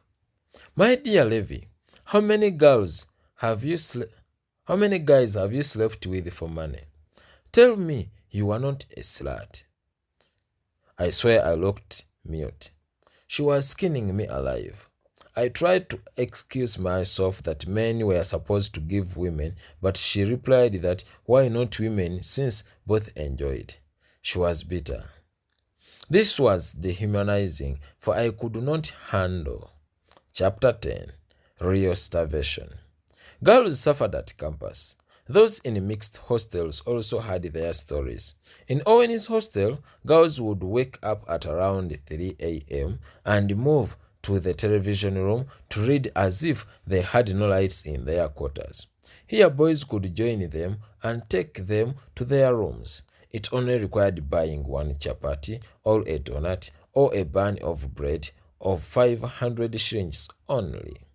If one paid 1,000 shillings, he would wait for change of 500 shillings. Boys who used to stock food in bulk enjoyed people's daughters. They could change them like clothes. Calvin was in a hall. He was still Lizzie's guy, but slept with over 100 girls. He told me he had stopped counting. Time came when he was also moneyless. He forged the meal card, started taking meals slowly, till he was spotted by one of the cooks. She was in her late 30s. She grabbed his hand and promised to shout if he tried to escape. She had his pictures with his fake card. This would culminate into paying meals for the whole semester or suspension for 2 years. They negotiated till accepted to offer himself for a night. He did it while crying. He swore never to forge a mail card again. Campus. Indeed, it was a university. I realized we were not only studying to get degree credentials, but also get knowledge of handling every life situation. It was a test for maturity that needed mature handling. I cannot say I handled it maturely. Many of us were reckless, self-centered, and had campus excitement. Owen also tested it. He left the hostel and rented a single room outside the campus. He could not bear the obscenity in the hostel. He could not even manage the noise in halls regardless their cheapness. He was growing, thus needed to act like a man. He established a number of investments that could not effectively manage. This rendered him broke. He was in debts as he borrowed to add in his businesses. He did not have enough knowledge about them, yet overambitious, forgetting that Rome was not built in one day. He could set up as many businesses as possible, wanting to make more profits, to have the best life with Cairo. Little Owen was simply obsessed with her. He starved like nothing. His friend Memphis joined him. They starved together. One evening, he was so hungry, yet Memphis had gone home. He went to campus to fluke whole supper. He found them checking meal cards. He picked a plate and started collecting the leftovers. That was his supper. The other day, he had no charcoal, yet fuel was insufficient. He sparingly mingled the portion and prepared ground nuts in 5 minutes. I swear they were half-cooked. They had running stomach the whole night. However, they enjoyed their life. They could take tea without sugar and happily say that tea without sugar was sweeter than one with. After, they would sing their funny songs, feeling pity for girls who fell in love with them. They were not ready to give them their money, for they had suffered enough. They could only invest, no matter how much their investments flopped. As time passed by, Memphis got his room. He was this Adonis that many girls fell for him. He met Rabia. She was fine, from a well-to-do family. She was so proud and arrogant. At first, he would take her for lunch, then escort her. The other boys knew how to convince and love a woman as long as there was no putting money. At least, Memphis would once in a while put in it, but Owen could not. He could actually chuck you if you talked about money. They could do homework for a girl, tell her sweetest words, only till she gave in. They could soften themselves like kitten tails and a girl see perfection. In actual sense, Memphis and Owen were extremely cunning. Rabia finally gave in. Memphis had become a superstar in the game. He scratched her. They could meet every evening. They met and met and met for a full semester. As time went on, Rabia's innocence was over. She saw no reason for being with a broke guy, no matter how good he was elsewhere. By the way, she was commuting, but Memphis could not afford her transport fares. She started barking at him. This was a terrible mistake. The other boys had set their standards. They were not quarreling, neither barking, thus no one had a right to bark at them. I remember one day when his boss barked at him and he quitted the job. As she started demanding and barking, Memphis got another girl. This one was slightly taller than him. She did not want to fall in love with him. Shakira just wanted it with him, nothing else. Memphis was as well intelligent. He could discuss for his groupmates even if he had missed the lecture. Shakira was in his group and the two would discuss the whole night. Shakira was an international player in our league. In the same group, there was Paula. She admired Memphis so much that she bought him a brand new laptop. The two started dating slowly but steadily in the presence of Shakira. Shakira had a boyfriend, or should I call it Muzei friend, or money friend. She had boys, men, and Muzeis.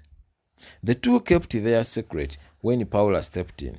She jazzed Shakira about the goodness in Memphis, forgetting Shakira knew more.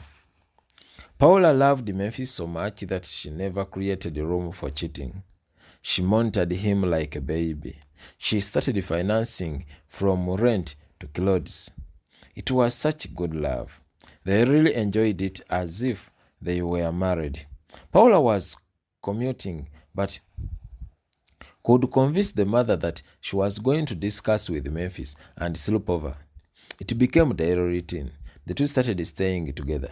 They could spend the whole day together. Yes, then go for lectures.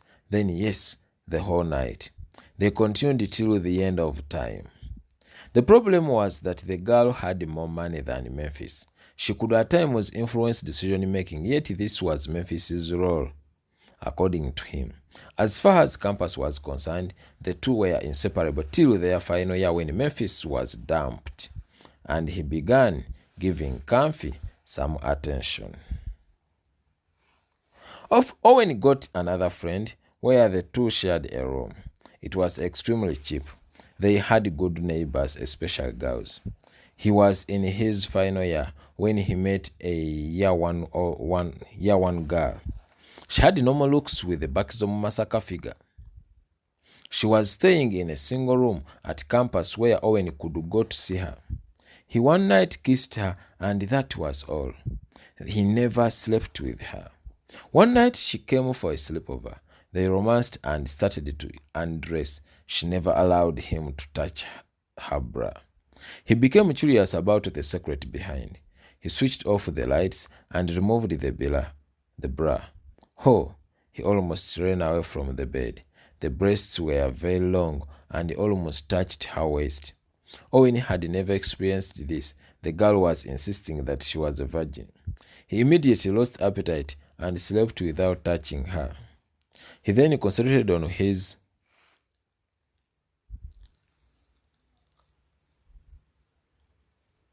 by-dwellers.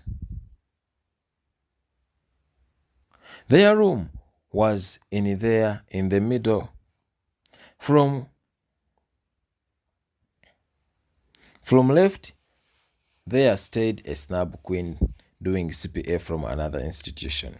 Joanine was extremely eye-catching that Owen feared, although admired her. Owen and his roommate Lenin befriended her. They could host her to watch movies.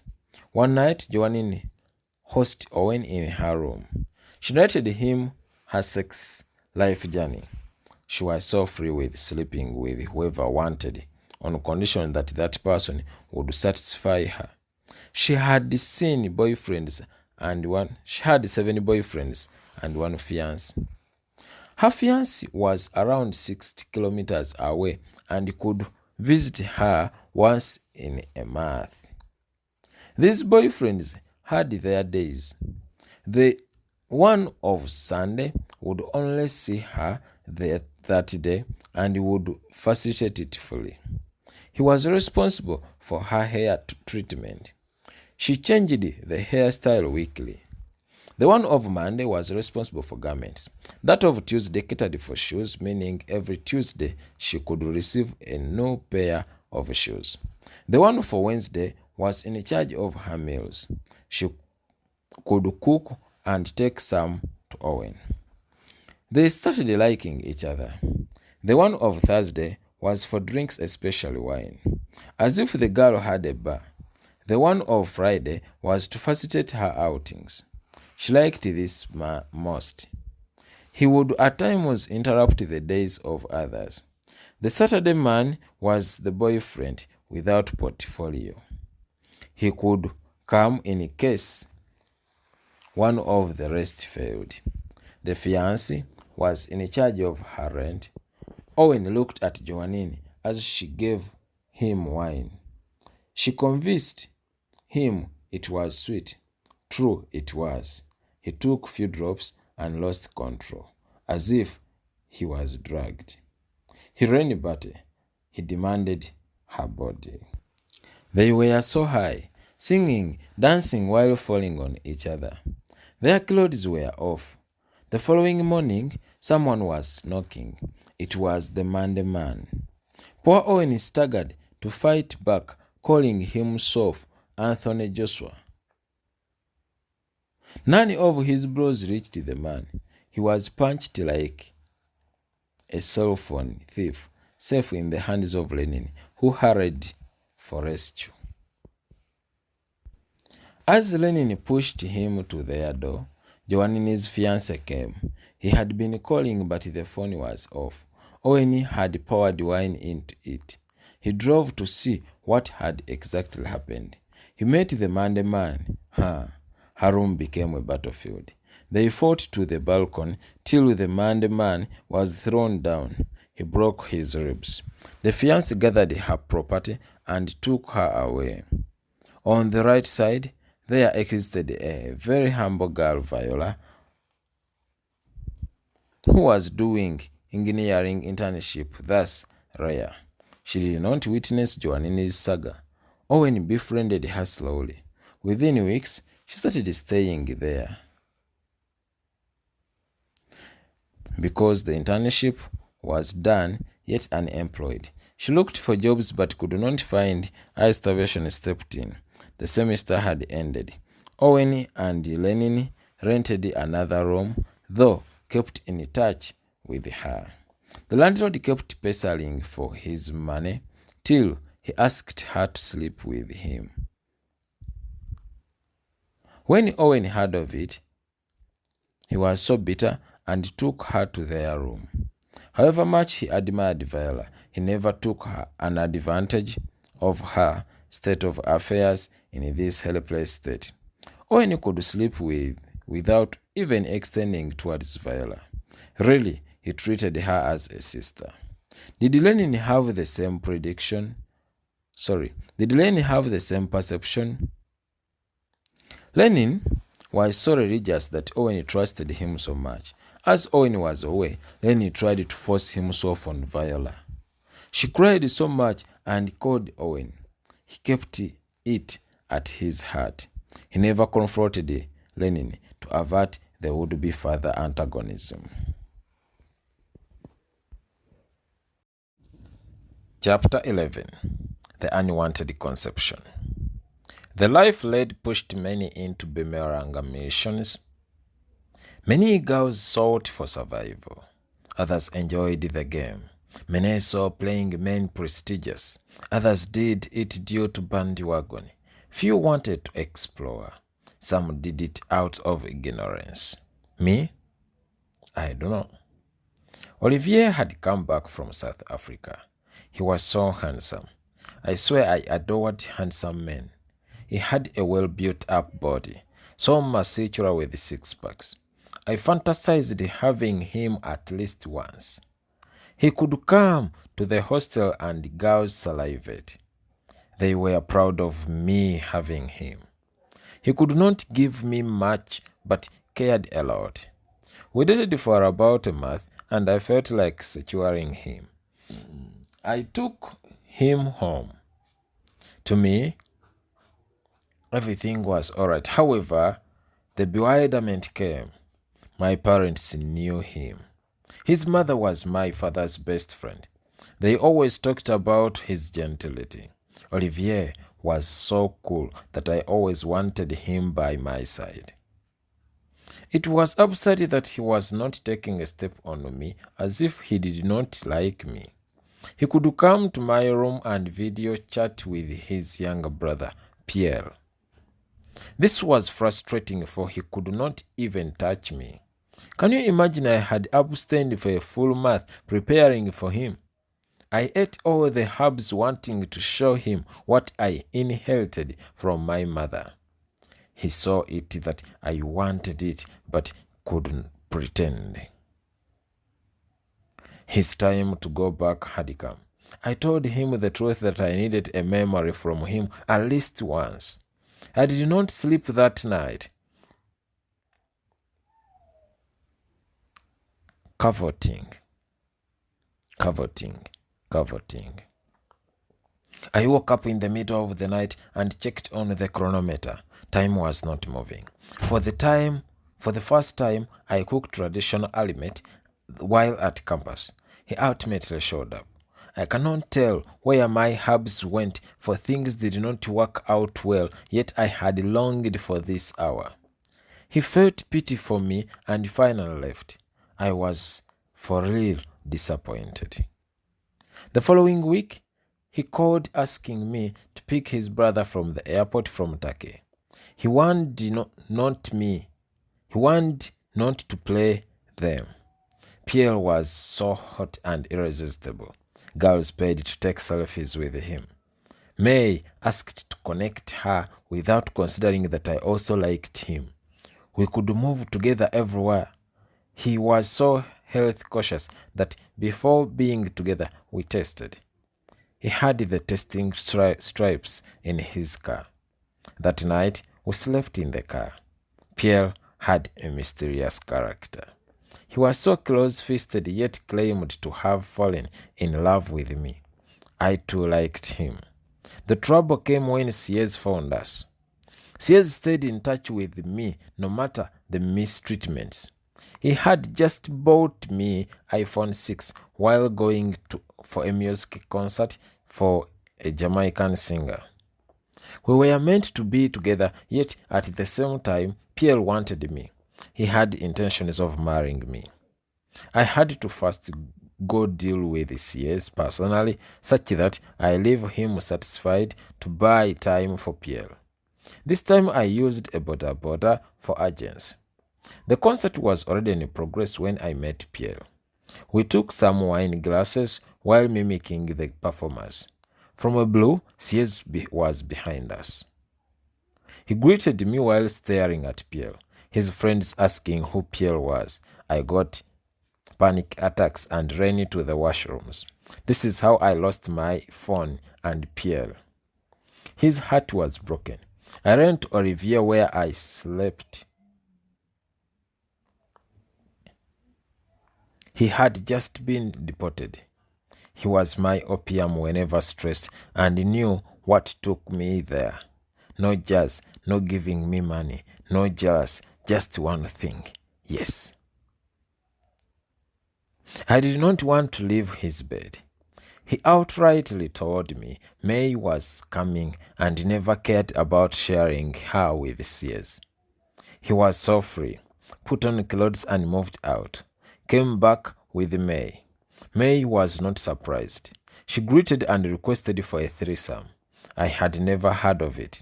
She added that Olivier could manage 2 girls at a go. They had tried it with Bella. I imagined such obscenity and moved out only to slide into CS with Bella. I was feeling jealousy. I called Owen to tell him about my situation. He was not picking. 3 weeks later, I was feeling uneasy, some morning sickness. I knew I had a refuge inside. It was like the other time when I accidentally slept with my father. I had conceived. It was life-taking, for I almost died. How could I raise a son brother? This was a typical bastard. May had taken me to a certain doctor who gave me drugs. The abortion seemed successful, however. After a month, I seriously fell ill. It started with normal cramps. Then the headache persisted. The stomachache intensified. The doctor called them simple fibroids. He did not know I was rotting at a high speed. In a couple of days, I was bedridden. May and Bella could not handle hospital bills. My parents intervened. Mother was weeping. She had sent her daughter to study, not to sleep with men. My father was quaking with crocodile tears, for he was responsible. He tried calling several times with no response, then he resorted to sending upkeep. I never wanted to talk to him.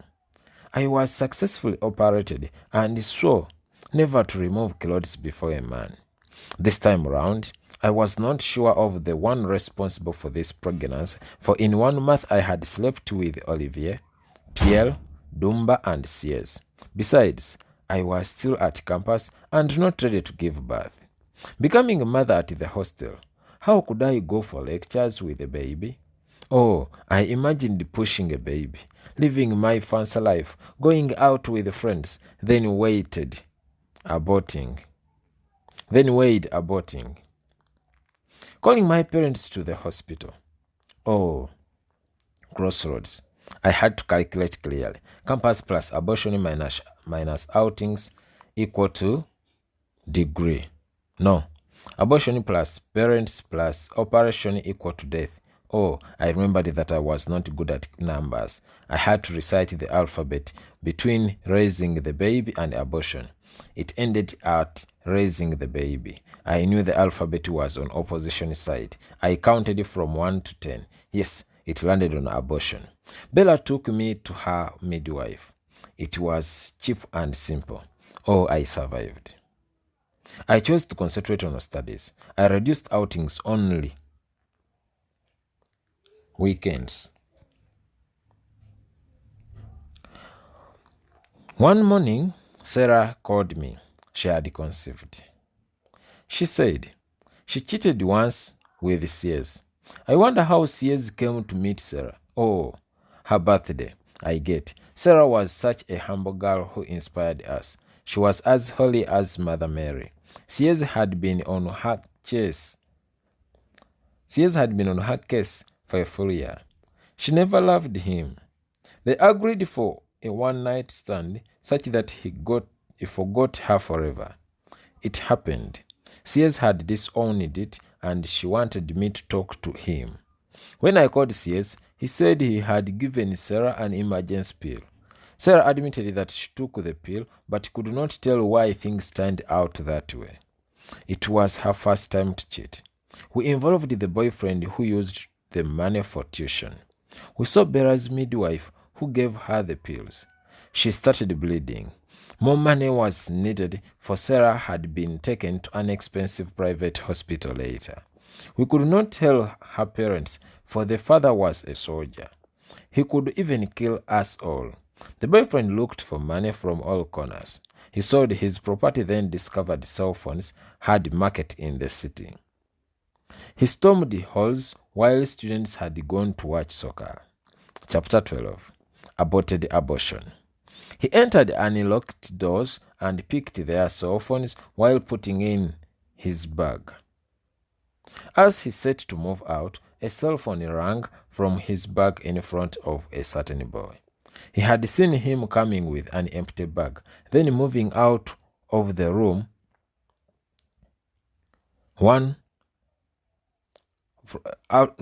moving out from one room to another. He looked strange. He called him to stop but started running. He was indeed afraid. He had never stolen anything in his life. As he threw away the bag to run for his dear life, boys started chasing after him till he stumbled and fell down. He was beaten to his last breath. By the time the police came, his body was cold. The boys entered their rooms and started shouting, "Way, way." Calvin was from reading, for he had a test the following day. Boys started pointing at him in front of the police. He was holding books, but the police did not spare him. He was jokingly taken to help in investigation. His education career ended there. Sarah's father had to be called. The man was so tough that he started with slapping his sick daughter, kicked Bella, hit me, and looked for the midwife. He dragged us to jail where our parents picked us from. Campus. On the other hand, Galen and Kamfi were still together. Though Kamfi never conceived, Galen had several times.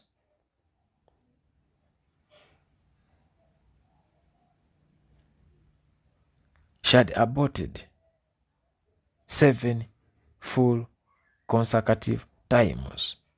Kamfi had reformed. She had played men and at last they played her. She had one day conned a soldier who had fought in Somalia and South Sudan to stabilize peace there. Obo had continuously sent Kamfi upkeep, thinking the girl was keeping her soul for him. He could send money to relatives through her, then for construction. Nonetheless, Kamfi swindled the housing fund for her personal benefits. She kept living a luxurious life, clubbing, taking friends for outings, trying to prove she was loaded. She would brag that her man was abroad sending her money every time she wanted. At the end of the year, Obo came back asking for accountability. The girl was laughing. He wanted her meet her relationship obligations, but the girl kept postponing until Obo lost patience. They had a big quarrel, to which she said she could not sleep with him, for he never deserved her. Besides, she never loved him. When he complained about the money he had been sending, she lamented that if parents lost children and life continued, what of Obo losing peanuts to her? She did not want to know. She added that they had cheated many, so Obo was not exceptional. She advised him to get another girl. Obo's temper was now charging. He started moving around, talking in low tones. Veins developed his skin. Lines of grimace spread on his face. He started to stammer. He picked her cell phone and threw it away. He immediately caught her by the neck. She was getting choked when he released her. He had trusted and loved her so much. His relatives had warned him to be cautious about the girl, but all he could say that they were jealous of their love. He finally tied her and thought again. He could not retrieve his money from her. She had just spat at him that she would never even think of being with him. And if he had ever dreamt of it, it was better to wake up, otherwise he would never even see her crotch. Obo calmed down and softly said she was to make love to him for a full week, whole day, whole night. She thought the guy was joking. He glued her lips and blindfolded her, then took her to an unknown destination. He warned she had no way out, thus she had two options. One was to slowly make love to him for a week peacefully and go back to campus. Two was to use force on her for a full month.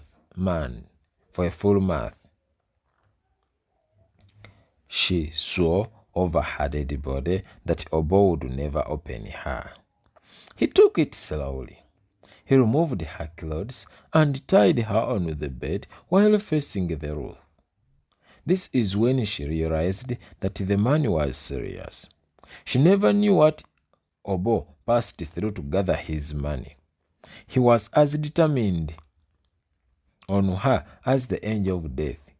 He was with her for a full day.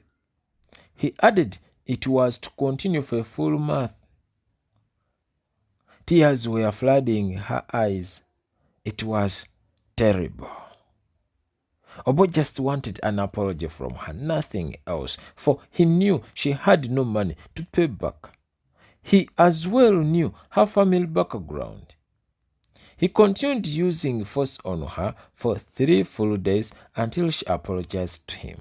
He said, "Look, Comfy, going to campus means a lot, but doesn't mean everything.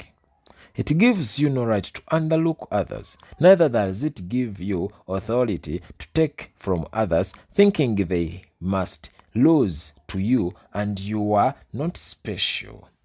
No one was created to be a loser. We are all equal before God. You can report anywhere, and if you do, you will die before I'm arrested. Try your luck. Hope that is a sweet lesson. Never joke with men's money, for you do not know how we get it. If you think it is easy to get money, why don't you have it? Have manners and respect for those who can at least give you a penny. Nothing makes you proud. After studying, you're going to come back to the people you despise for jobs and other stuff.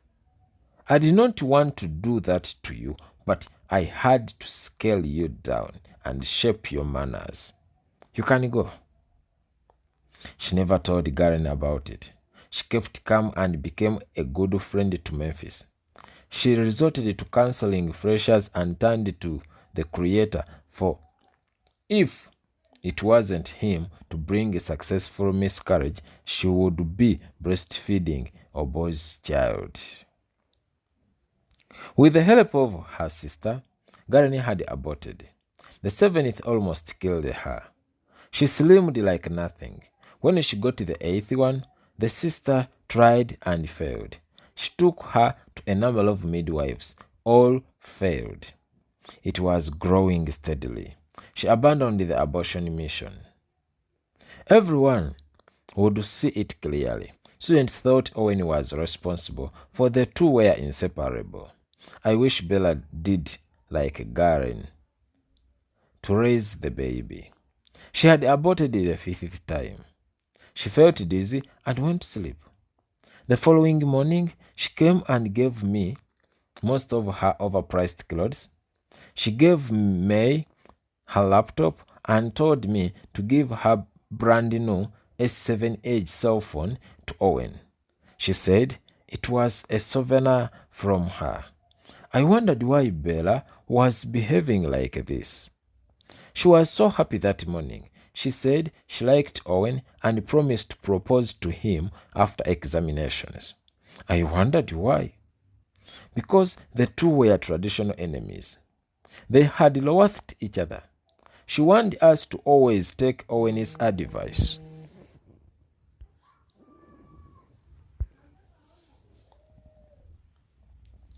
Advice solemnly, for he was exclusive and went home. The following afternoon, May received a call from Bella's sister. She had left this sweet life. She died while holding a pen. Maybe she wanted to tell them something her parents already knew about us. People looked at us with devil eyes as if we had killed her. We felt out of place and left. I wished I did not join campus. I wished I had paid heed to Owen's words. My parents always warned me. Students at campus started isolating us. We were really traumatized. Chapter 13. Examination Wars. Despite the fact that we were harvesting the fruits of our actions, the semester was continuing normally. Students were reading for better grades, as some already had first class. May had been dismissed for low grades. Her performance was unacceptable to the university standards. His father withdrew all the privileges from her, including the phone, the expensive toothpaste for teeth. She had got drunk, fell on the door and on the floor, and lost 3 incisors. The father had bought her artificial teeth that required special toothpaste and facilitation. He pushed her to the village to work with the Shamba boys. It was a tough position for my May. I wonder how she could snob from the village. The way she used to foxtrot, oh no, what a punishment. I heard the father later took her to another university where she had to commence afresh. Very many students had been dismissed. Thank God I survived. I called all my senses to work, gathered my energy, and kicked off solemn revision. Was I late? No, it was never too late. I had failed the focus units out of 8 in year 1, semester 1. I retook them. I became so aggressive in the second semester, where I had 3 papers to retake. In year 3, I had around 14 course units. I tried. No, I did my best. Yes, I read as if I was in high school. I could at times meet Owen with his bookworm friends. They could call themselves Gutamble, that their aim was to keep moving.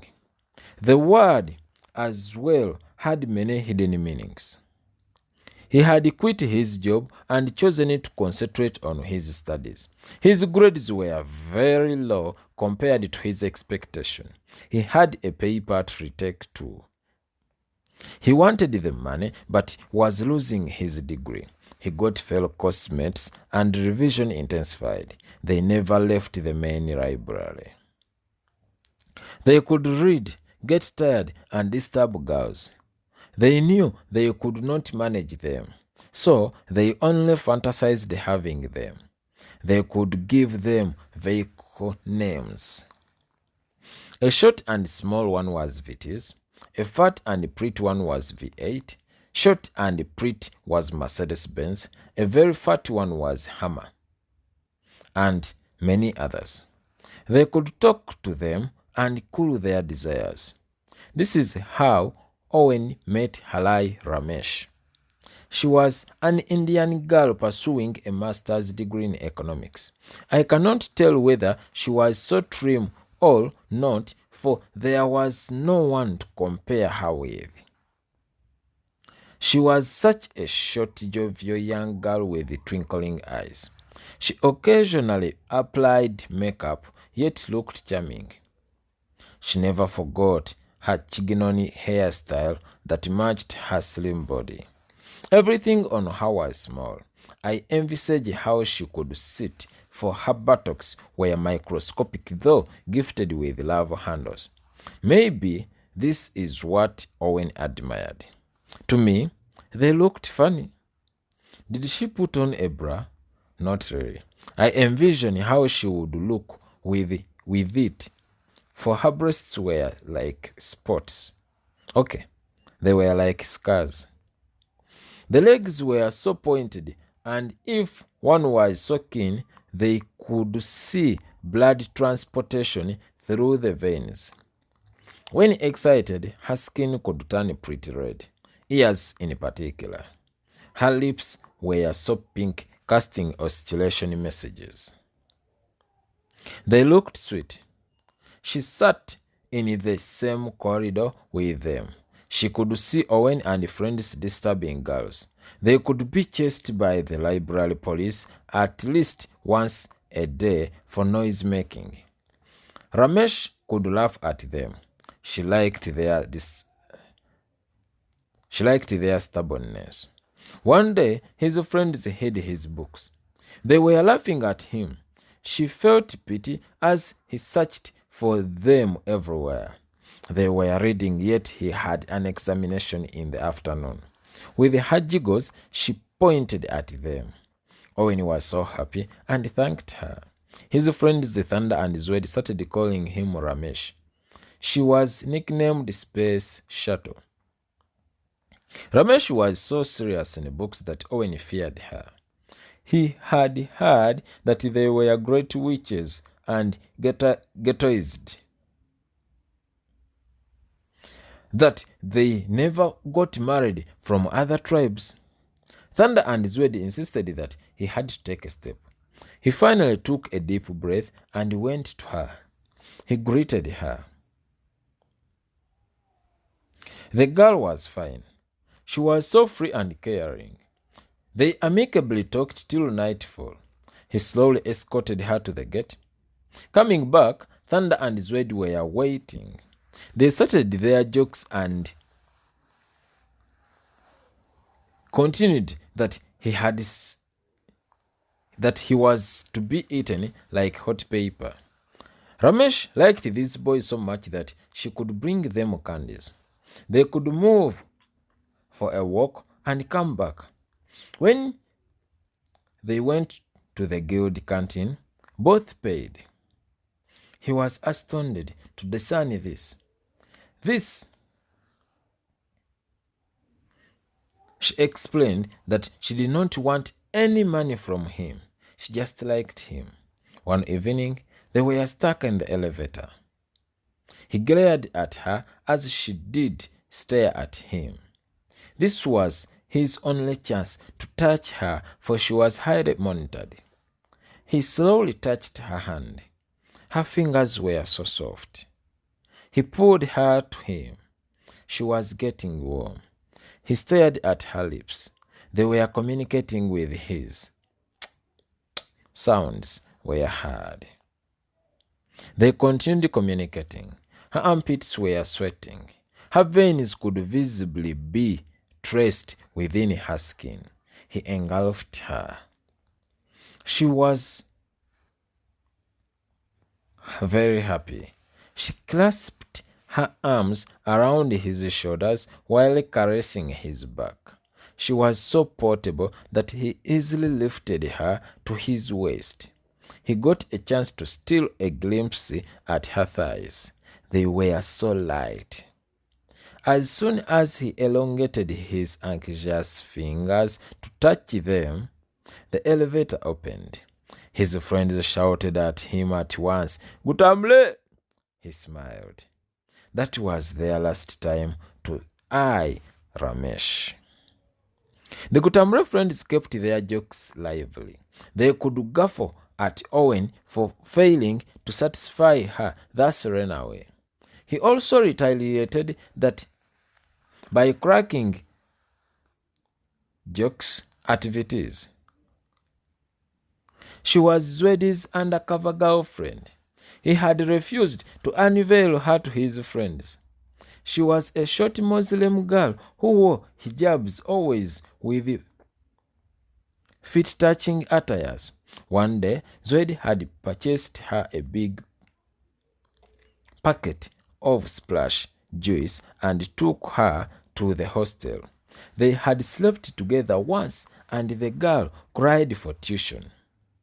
She said her father had given her tuition and invested it, thus expecting to return it in a month's time. Zwedi gave Vitis the money and waited. The girl kept on visiting him, promising to pay soon. They slept again. Owen was snickering at Zwedi's naivety that how could he lend a girlfriend 500,000 shillings, yet many offered millions, cars to girls and never even touched them. They were all convulsed with laughter, wondering how he removed those clothes. Zwedi warned Thunder to mute up before he talked about his Vitis. She was a dark-skinned, pretty girl with a well-built, voluptuous figure. She was so proud that Owen did not like her. She had been in his discussion group, but so much into men. Zwedi provoked that V8 was playing Thunder with his friend. One day, V8 had visited Thunder. His roommates left the room for the two to have privacy.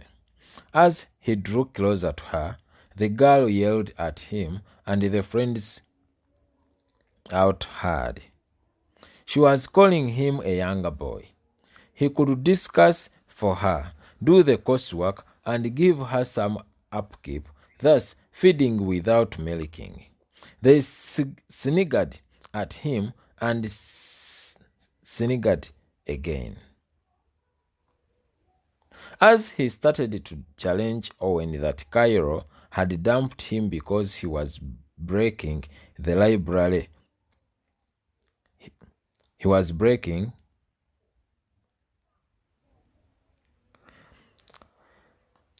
As he started to challenge Owen that Cairo had dumped him because he was broke, the library police came. They were thrown out. They went shouting Gutamble. They enjoyed campus their way. Yes, they could remove clothes but with control. They were ever moneyless but happy. They had accepted life and lived it normally. They were themselves. Why was I myself? The examination period was terrible. The whole campus would sit and read. People would discuss preparing for them. It was a real nightmare. I broke it to my parents that I was not to graduate in time for my papers if I had papers to retake. And this could take another year. They were so bitter. My mother almost fainted. She thought I was dismissed. My father almost disowned me. I had to call Owen to explain to them. They believed in him as if he was a paragon. He calmed them down, expounding that getting a retake had many causes and never meant that one was stupid. Yes, it at times meant that There were some weaknesses in one way or another, but some course units were so difficult. Many accidentally got retakes by missing one mark. He added that students used to fail, and the college academic board could add marks to bail them, but still many could fail and add again.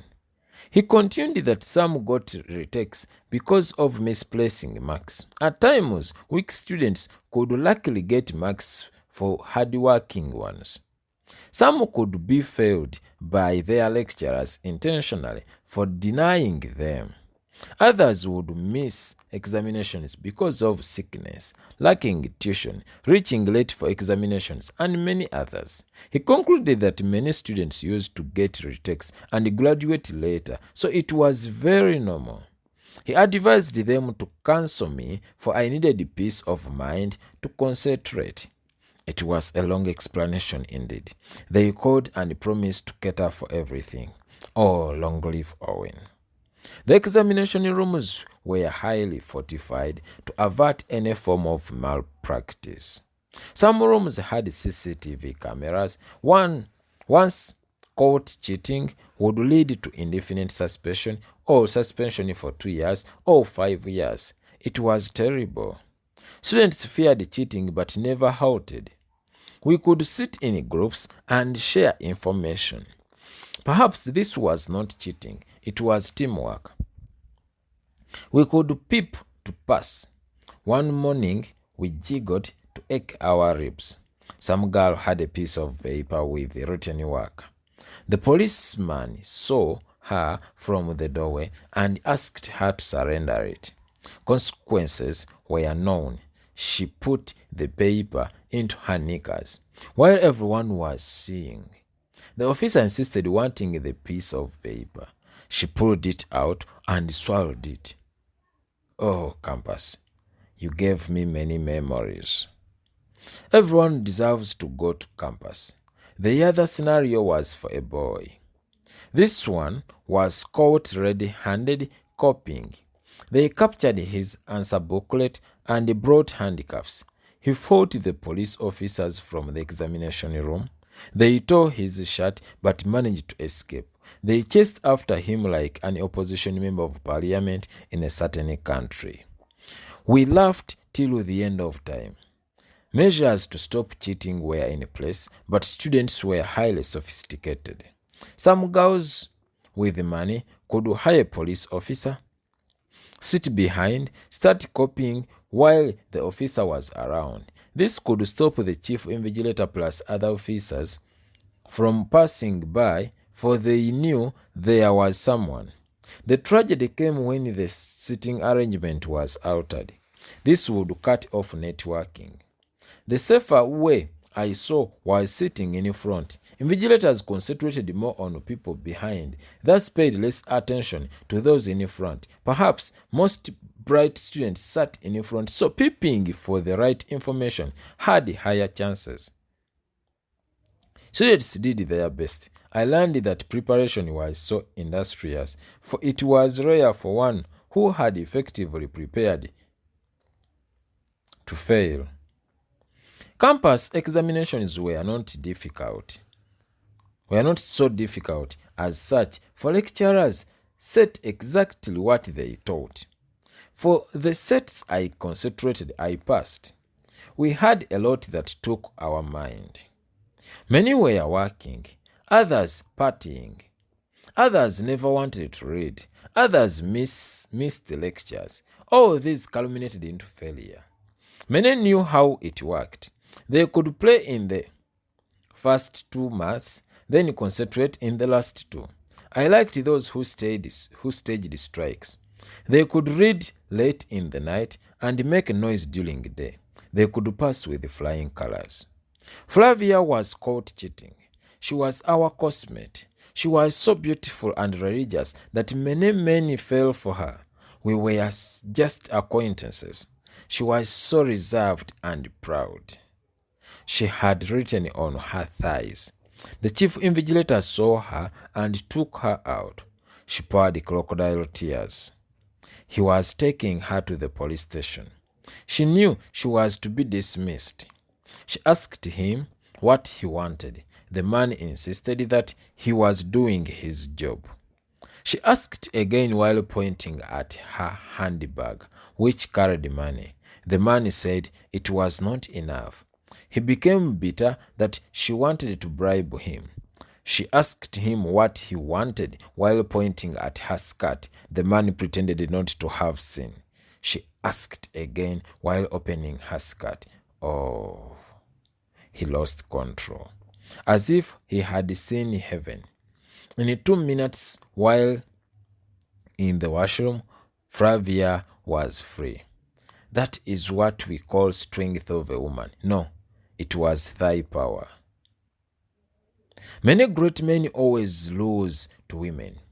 If Samson lost to a woman, Clinton, Reagan, Adam, Trump, what of a mere invigilator? She did the examination while crying. She did not intend to do this. She had lost her pride in 2 minutes. Sorry, Flavia. Chapter 14.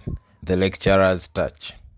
Examinations battles could not end. Many students pushed them to the lecturers' tables.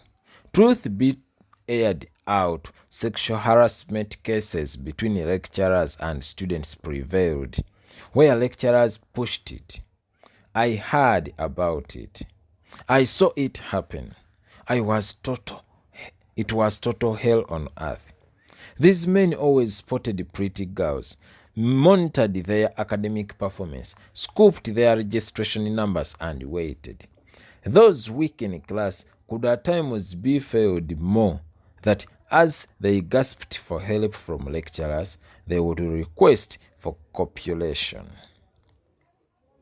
This had been there for ages, for we had found it and we were to leave it. Many girls wanted it, for they could get away without reading, though others loathed it. There are those who could call these girls and seriously date them, where they could fall in love with some while others could refuse. Some could pay lecturers money and manipulate marks for them, though it was so risky. By the way, 8% of the students who paid or slept with the lecturers for marks never got them, yet they had nowhere to report. Girls could be used and dumped. I remember Comfy. The lecturers started disturbing her since year 1. She persisted that she was faithful to the boyfriend. The man told her she was not going to graduate. She thought it was a joke. She got the retake in the first semester. In year 2, she retook it and failed. They were going to year 3. She went and talked to him. The man gave him 2 alternatives, either to open her doors for him or to retake the paper and fail. She finally gave in and waited for the results. She failed the paper still. Comfy was to miss graduation. She did not know what to tell her parents. Garani was expecting. She had paid several lecturers for retakes. She had slept with many of them before. Garani insisted that she was not going to sit for the retake. Her friends did it and passed. Garani chased after the lecturers till she finally got the marks. Some girls could take themselves to the lecturers for marks. They could outrightly give in their bodies. After all, they were not different from sugar daddies. I was a victim. I felt helpless and wanted to graduate after failing. I wanted to bribe but did not know who to pay. I hooked up with this doctor who was ready to help me. He used me. I was so vulnerable and desperate. These men always waited for this moment to use girls. He got my nude pictures and posted them on social media. They were viral. They went viral. I was totally devastated. Many girls called me narrating the same story about this doctor. He had used and dumped them for ages. They plotted against him. This time round, girls used me. I pretended that my cell phone had gone missing a fortnight ago, which gave him confidence that I was green. We resumed our relationship slowly as girls kept filming us. His family was secretly brought to his office where we were busy. He was swimming in hot soup. His nudes were everywhere in media. At times, I feel sorry for breaking his 20-year-old marriage. However, it was worth a girl's pride lost to him. We celebrated as he badly hit me. He left serious marks on me. I'm now on my sickbed, vomiting, asking for a basin. Oh no. Doctors said I may not conceive. I have undergone 3 cervical operations. They do not want to tell me about the cancerous tumor around it. Oh, my uterus was operated first. Oh, pain too much. I cannot talk anymore. I'm so sorry. I always wanted to make things better. Always do what take you to the university. Levy's stories continues. Levy was ever bleeding and crying. She did not want to talk about campus anymore. She could not stop her flowing tears. The commission of inquiry was put to investigate the conduct of lecturers at the university and the continuous sexual harassment allegations. Many students had filed their complaints, thus it called for public intervention. However some lecturers had been suspended due to misconduct. According to Liz, the doctor that had manhandled Levy had a case to answer to her personally. Liz, the Avenger, disconnected the toilet water and fixed a bare electric wire on the floor. As this doctor tried to ascertain what had caused the problem, he accidentally released more water, thus leaving him soaked and the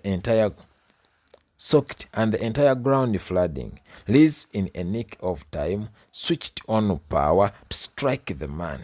He yelled twice like a kid being castrated and slid down when she switched off. Liz immediately turned on power to suck him to dehydration. She then entered with an iron bar and hit his head to unconsciousness. She then stripped him naked, tied a rope on his leg, and pulled him out to the main road. There she appeared after taking enough pictures, some of which she displayed to Levy. There, both Levy and Liz felt a bit contented. Liz became the campus girls' guardian angel, a typical misandrist who showed up to rescue the harassed ones, revenge on their behalf, and administer justice in her own way. Chapter 15. Wicked Chapel. All recognized religious denominations were catered for at the university. It was one's choice to worship or not. The places of worship could fill. The Muslims had their mosque. They could worship freely. Hajativities was ever there for prayers. If fellows knew what she did to Zoed, her veils would be torn. Many would sleep in bars and pray during the day. Levy knew many who acted as escorts in the streets and veiled during the day. Shakila would also show up. Maybe they were repenting. Lenin was ever in church. He could take readings, sing with the choir, and at times act as an usher. He slowly influenced Owen to go for prayers. Reaching there, He regretted why he had delayed. He met many pretty girls there. Some were innocent, while others were war veterans. He called his Gutamble friends Thunder and Zwed. They started praying while spotting pretty girls. These ones were never serious. They slowly befriended Flavia. She was a staunch Catholic who believed in abstinence till marriage. They wanted Thunder to forget V8. Owen and Zwed connected them till they started talking. They could escort her every after lunch hour prayers. One evening, she bought them boiled corn. They continued with jokes. They could call her Maze Thor. Thunder called her Mercedes-Benz. She deserved the name. She was so close to Owen that it became difficult for V8's friends to envision the one dating her. This worked for Thunder to avoid chaos from V8. Flavia was so mysterious. She could hide her identity.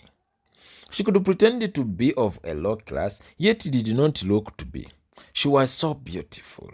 The Reverend could look at her and prolong the preaching. The choir could see her passing and elevate their voices. The congregation could suffer from hypnosis with her throats to the altar. The Gutambre friends would go into paralysis with her magnificent looks. The yellow-wathed snobs and those who looked to be. Thunder failed to tell her his intentions. She ever dressed to kill. Her garbs were so expensive that her single dress could buy all the Gutamble tatters. They also saw she was not their class. People wondered how they became friends. One evening, it was threatening to rain. They quested for her, but could not be seen. All of a sudden, a shiny black Porsche car parked in front of the chapel. They started admiring it.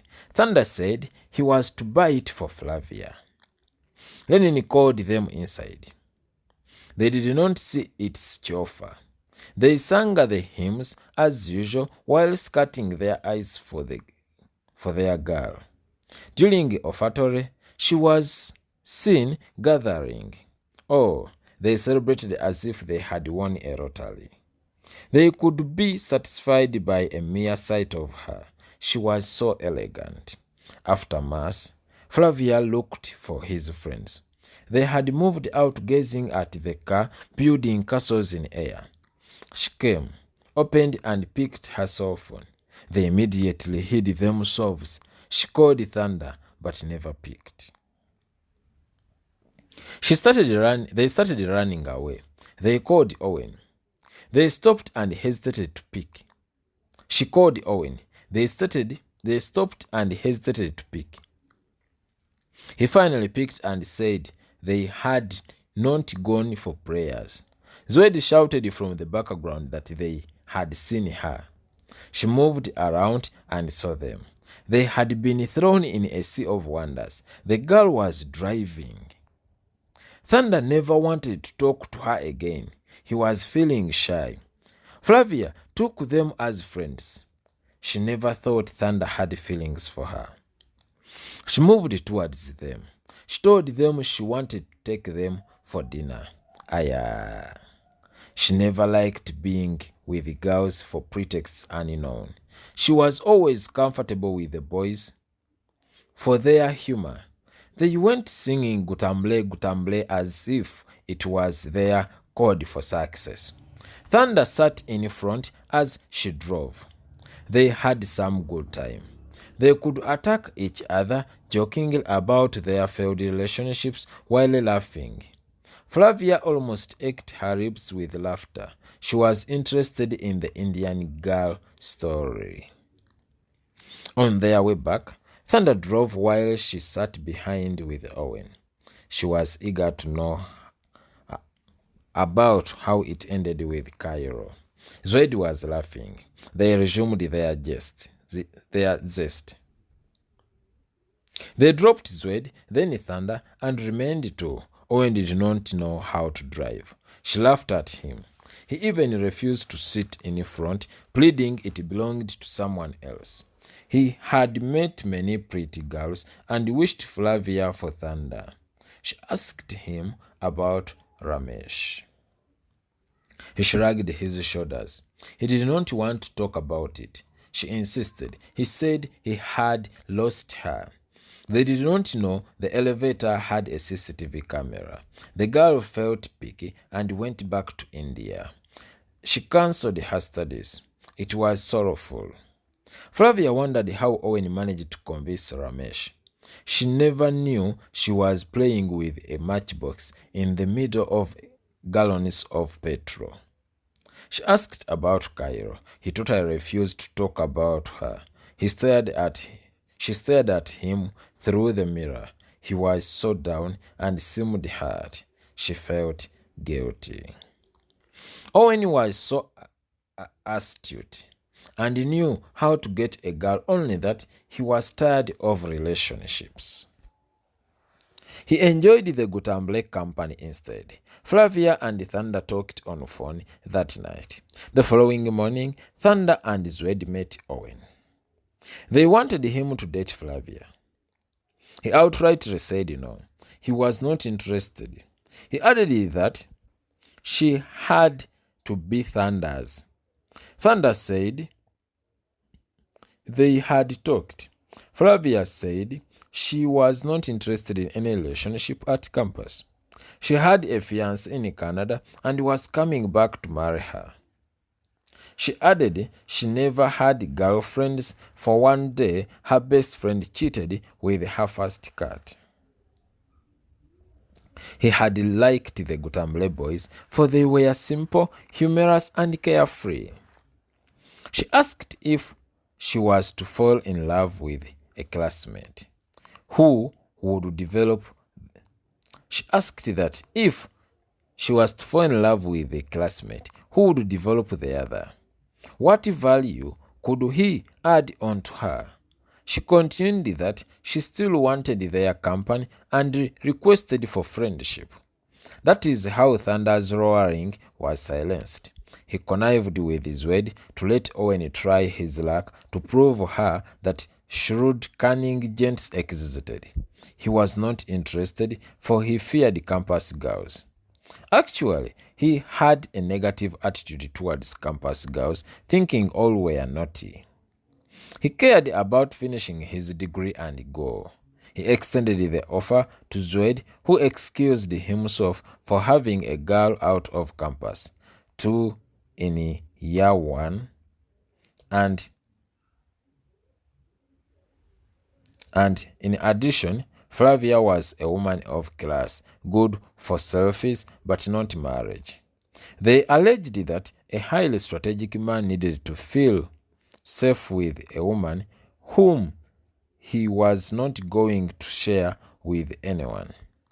That is why many strong men married women people thought did not deserve them, not beautiful. For they would not compete with anyone. They laughed. The following Sunday, Thunder and Zwed were taken to her room. Owen missed, for he had a test that day. They reached the room and became speechless. Her closet was like a boutique. Her shoe rack was full of expensive shoes, as if she was a fashionista. The room was so nice. She prepared them lunch and drove them back. They were showing off when they saw Owen. The girls started reading with them. They could book her a seat once in a while. Their friendship continued. While reading, some classy Vavavoom girl passed, knocking her shoes loudly on the floor. The Gutamble wanted to go for her. Zwed went but repulsed. Thunder went and came back with her name. They wanted her phone number. Owen had to go. As he stood up, Flavia seized his hand. She did not want him to go. She explained they could not manage her level, as Zwedi called it, personal. The class discussion started. She explained high-class girls wanted high-class men. She advised that they had to know their level and chill it. She added that no girl would go for a man who could not support her financially. Zoe replied that money could be worked for and earned. She added some people came from rich families and never worked. They did not know how to struggle. Thunder urged that it was fine with their class. Why didn't they go to Harvard? Added that Thunder urged that it was fine with their class. Why didn't they go to Harvard? They were studying with those they despised. They had gone to poor schools and managed to study with those who had gone to best schools. They laughed. Flavia looked at them. Chapter 16. Trapped with crazy guys. They were so crazy. They added, life has 3 classes of people. Those from the first class go to best schools, get best grades, get best jobs, and become best employees. Those from second class go to good schools, get good grades, create jobs, and employ those from the first class. Those from the third class struggle to go to poor schools, struggle a lot to become leaders, and lead other classes. Owen urged that it was not necessary to create such social classes, for they were hindering national cohesion. There was no need to be arrogant, for arrogance was never a virtue but a vice. He asked why people were too proud for life. He added that he was also proud, underlooking people, but ended up isolating himself. They said they were children of God born equal. They shouted Gutamble with verve. Some girl whispered to Flavia, asking what plot she had with the fake library boys. Levi had been discharged.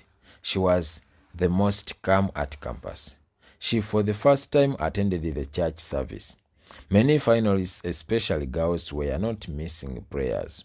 Many had seen a lot and wanted to settle. They had played all the games till sunset. Many had run away. Levi wondered why all men had left. Girlfriends had all left, but family was still there. Owen could see her once in a while. Many third-year girls were complaining about men. They had dumped them. Comfy was single, trying to conquer Memphis. Garni was struggling with her pregnancy. Shakira single and searching. Sarah, same story. Owen tried to explain what he thought. He said, in high school, many girls are often naive, having boyfriends they love unconditionally. In vacation, some remain with them. Others dump them, since some girls start to demand. Here, they face many temptations, as the world is now free to encroach on them. As they enter campus, the boyfriends from high school utilize this year very well and take their portion, especially first semester, for many of these boys know their girls' demands are to increase yet cannot handle. They keep one leg inside, waiting to be checked. Those got during vacation usually push till the end of year 1 and at times second year. Usually girls in year 1 are still faithful, though this vanishes as time goes by. Year 2 is the most dangerous. Here, suitors increase in number as girls get to know how to play men. Body growth and development boost. They tend to look prettier. Many get used to campus, change closet garments, get to know how to prevent pregnancy. Their demands exceed what parents can manage. Their demands demand more than one man. Many come like rain, attracted by the pretty looks. As outings increase, exposure to more men increases. Year 3 is a retirement year. Many girls are used enough and go back to their normal senses. They are now grown-ups thinking of the future. Many are worrying of what to do after campus. Some are not ready to go back to their parents' homes. The biggest number wakes up and thinks of getting a degree. Many have enough papers to retake, thus ready to clear them. All in all, they choose to concentrate. Many dating university girls are always the same year after year. They use girls of this year, dump them, and wait for girls of another year. After using you, you become old to them, thus get new ones. Hence, most girls were single in year 3. In addition, the vacation boyfriends already know what their ex-girlfriends became, thus choose to either excommunicate or maintain friendship. Levi looked at Owen and said she was proud of him. The Bible and Levi became inseparable. She became a great preacher during and after campus. She would look at boys trying to date her and laugh. They did not know she was a war veteran. Many boys messed up from here. They could meet humble girls in the chapel and judge them by their calmness. Many seemed to have reformed for better. Others were like leopards. They could not hide their spots. Boys got girls from church thinking they were pure and holy. Maybe they were. Lenny fell a victim. He got the mother of his son from the chapel. They could sing in the choir. They sang till home. One evening, Flavia was the host of Gutamble Friends. They were there with their endless stories. As she prepared to cook, Owen offered to do so. He fried chicken like Sheraton chefs. The girl looked at him and wondered. She had never seen a man cooking like Owen. Their chattering continued. She told them her kindergarten adventure. She wanted to go for a short call, but the teacher refused, yet she sat in front of the doorway, marking books. She went behind and waited her knickers. As she sat, urine flooded the whole bench to the benchmate, who rebuked her for such a vile act. They did not wait for her to finish. They started mocking her, trying to sprinkle water that she stood to chase after them around the room. They ran while hiding. As she slid to fall, she was safe in Owen's teasing arms. They stood for seconds. She was looking at him with sparkling eyes. Zoid shouted, "Gutamble!" They stood down for a discussion. They sat down for a discussion. They did different courses, though shared some course units. She wanted to know why Owen dodged questions about Cairo. Zoe said she was his first cat who left a spear in his heart. Thunder added that Cairo cheated Owen and dumped him. They were shrieking with laughter. She had posed a solemn query, but the boys were in zest. She looked at him. He said it was a combusting candle that extinguished. All looked at her. She was shying away with ecstasy. She stood and went to the bathroom. She admired herself in the mirror and smiled. Boys were cheering Gutamble. She escorted them slowly. Owen and Zoid left, Thunder to lay claims over Flavia. Zoid whispered to Owen that Flavia cared more about him. Maybe she was thinking about him more. Owen poured cold sand on Zoid's stories. They continued moving. She was complaining that Owen was such a reserved coward and more of a novice at campus. Thunder called him that Flavia called him a coward. They stayed calling him a coward. He wanted to prove he was not. He pounced in front of her and touched her waist with one finger. He looked direct into her eyes. They were glittering. Friends were demanding a show. He smiled and left. She was smiling as well. They continued calling him a coward. Zoe, Thunder reached first, then Owen and Flavia continued moving silently. They met a gang of boys moving. They barked at them to pave the way while calling them lovebirds. One boy went and pushed them together. He wanted to fight them but feared. As he went to them, she pulled his hand. The boys went shouting that the girl did not love him. She was using him. He felt it deep inside him, but they continued shouting. Flavia felt bad. She thought of a solution. She immediately kissed him and silenced them. The church girl had sinned. Owen felt moved. He did not expect this from her. They moved sluggishly. They were as silent as a thought. At nightfall, students were praising outside the main building. They were speaking in tongues, each moving up and down. Memphis was there. He could speak while nearing a girl. The girl would also speak, extending towards him.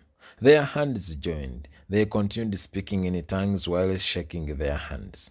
The hands overlapped to the waists. They were also speaking in tongues. They finally fell in his chest. Comfy found them. The girl pretended to have been possessed. They called their leader Papa. He had been exorcising demons from Mama. The other exorcism was beyond spiritual. He was praying while touching her thighs. Campus. Memphis and Papa continued praying for her till she gained consciousness. She seemed so weak that Papa requested Memphis to escort her to the hostel. Comfy felt melting. She looked at them sloping. Reaching the room, Memphis started the real exorcism.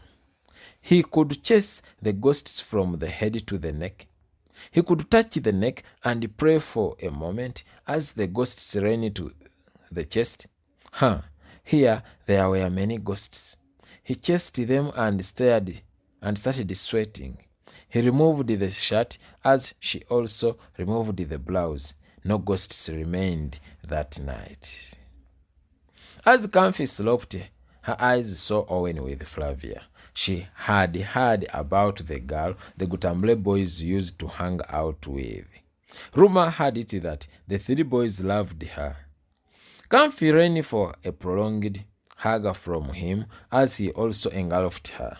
Flavia thought she was Kyle, while Comfy thought Flavia was Kyle. Flavia felt uneasy. Wait, is she Kyle? Both asked at once. He introduced them. Comfy was feeling comfortable with Owen. Flavia left. Comfy was complaining about Memphis's uncouth habits, that the way he was encroaching on church girls was threatening. She hugged him again. He slowly pushed her to the hostel. Her roommate was not there.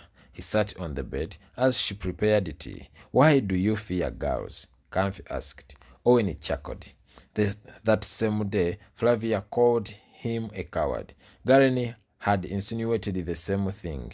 He said cowards live longer, but die in large numbers, she added.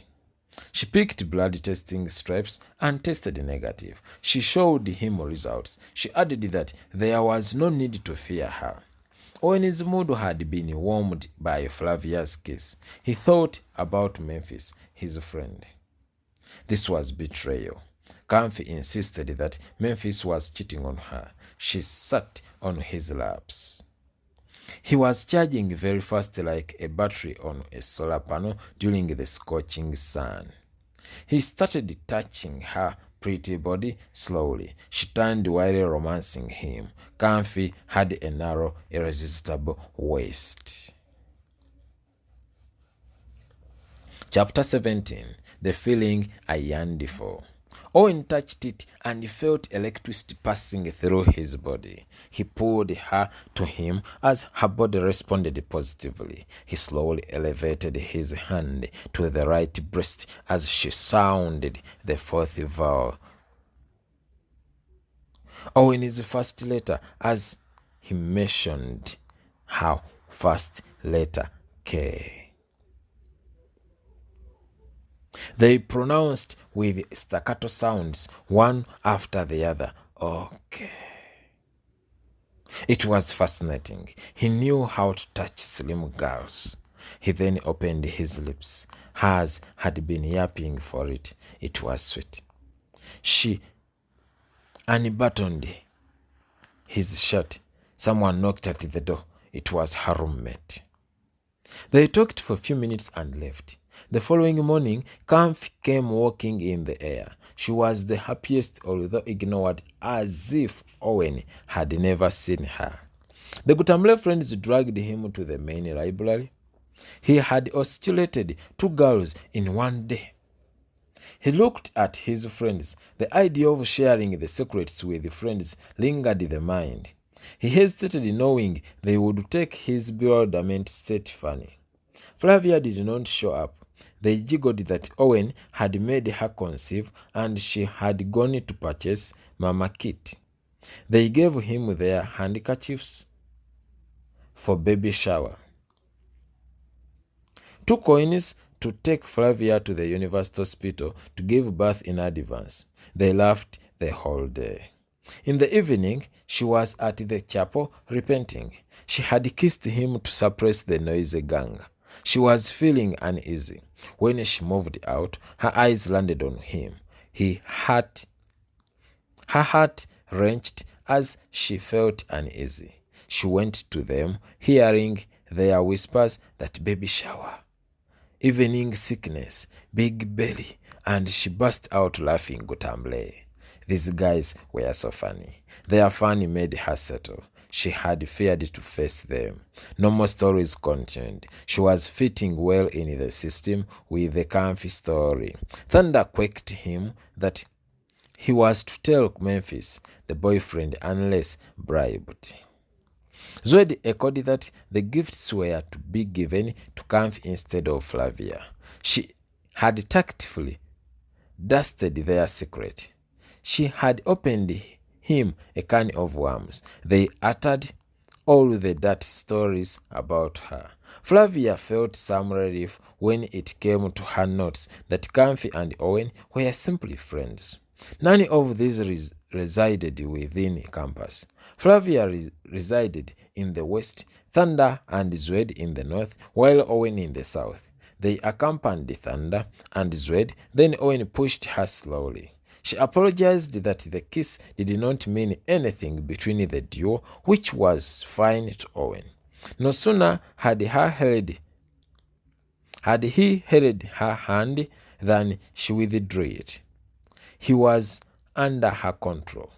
How many girls have you ever slept with? Flavia inquired. 1, Owen replied. Cairo, did you use protection? She added as he nodded in acceptance. She was surprised. What about you? He asked.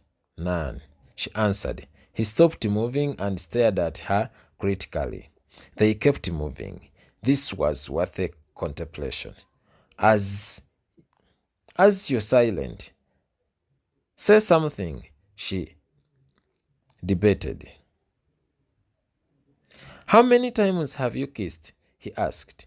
10, and you? Uncountable, he replied. They entered her room. Despite Flavia being a good girl, she had thrown stones in Owen's private life and remained defenseless for retaliation from him. She welcomed him with a warm romantic tight hug. His eyes were burning with desires. They were as heavy as lead. The kiss had penetrated deep inside his bony marrows. Did she feel the same way? As she prepared the coffee, he stood behind her and took a deep breath. His fingers slowly strode around her shoulder, ran to the back, then to the waist, where they rested. She was breathing recklessly while shaking. The other hand was playing with her neck. She lifted her neck and turned slowly to face him. Her eyes romantically could not hide it. She drastically stopped him and pushed his hands away. She uttered, "What's wrong with you guys?" At first it was Zwed, sending me endless messages, calling me baby. Then Thunder, I thought you were different from them. I did not know you were the most dangerous. You are like a green snake in a green grass. I told you I kissed you because I felt touched when the other boys were confronting you. I did it as a concerned friend. I explained that to you already. I thought you could understand that. Look, Owen, I do not want to spoil my relationship with you guys. Let's remain friends. Please understand that.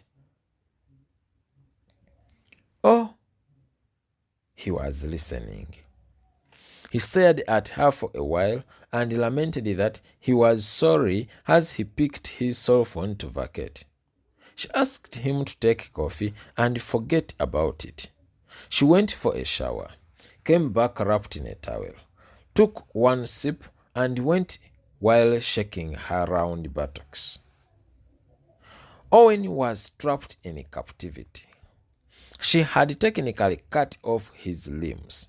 He was defeated, though never said die, for he was so good in pretending.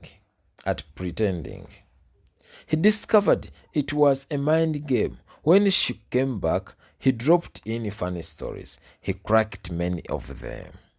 He told her about his senior one era where the teacher asked for a question tag of she's a beautiful girl, where many gave answers while a boy behind stood and asked the teacher to repeat, which he did. His tag was, "Where is she?" She laughed and wondered at the guy's humor. Owen was miles apart. He continued with his stories that one morning the Luganda teacher assigned them to construct sentences using naye, which means but. The boy gave his. Naye onampako, but will you give me? Owen demonstrated while looking into her eyes.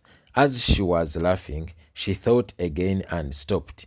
Owen, Owen, Owen, how many times have I called you? Why do you play on my mind?